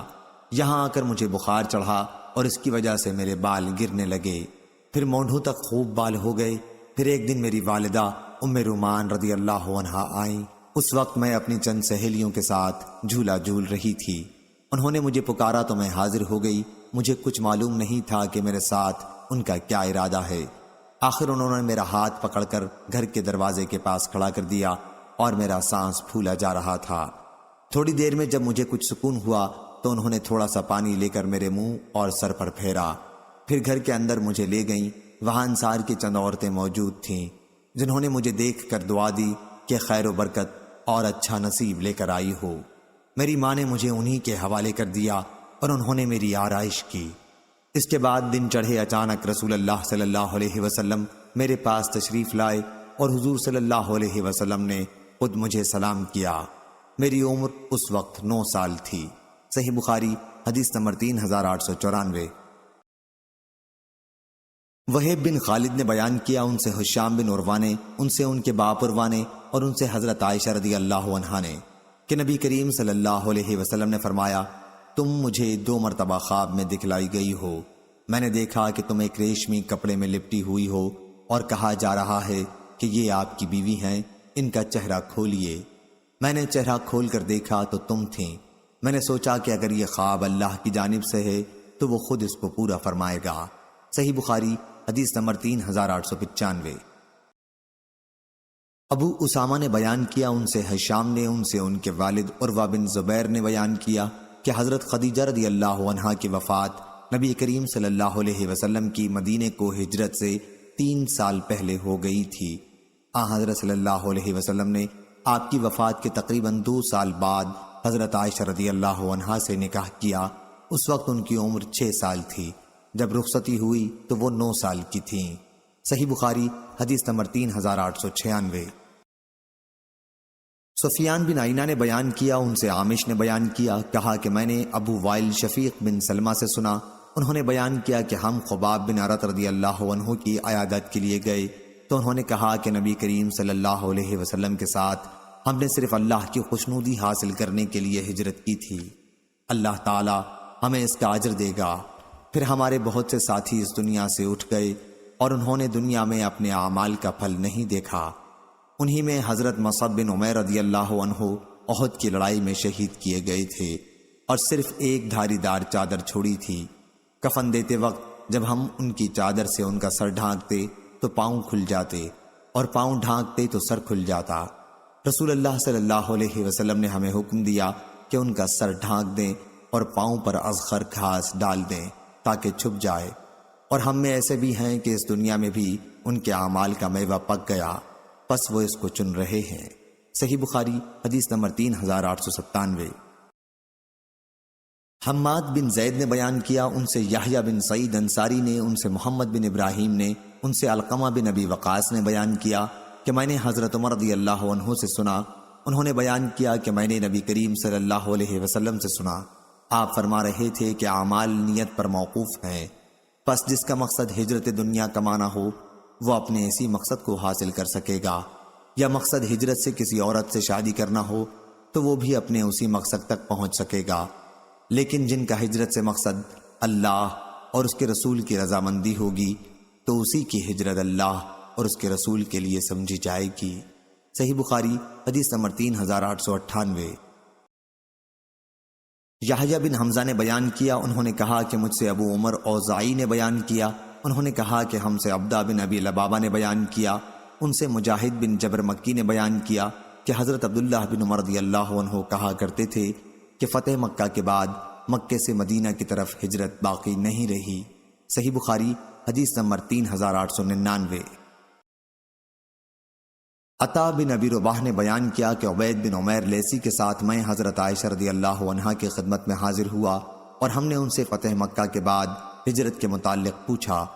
انہوں نے کہا کہ ایک وقت تھا جب مسلمان اپنے دین کی حفاظت کے لیے اللہ تعالیٰ اور اس کے رسول اللہ صلی اللہ علیہ وسلم کی طرف عہد کر کے آتا تھا، اس خطرے کی وجہ سے کہ کہیں وہ فتنے میں نہ پڑ جائے، لیکن اب اللہ تعالیٰ نے اسلام کو غالب کر دیا ہے اور آج سرزمین عرب میں انسان جہاں بھی چاہے اپنے رب کی عبادت کر سکتا ہے، البتہ جہاد اور جہاد کی نیت کا ثواب باقی ہے۔ صحیح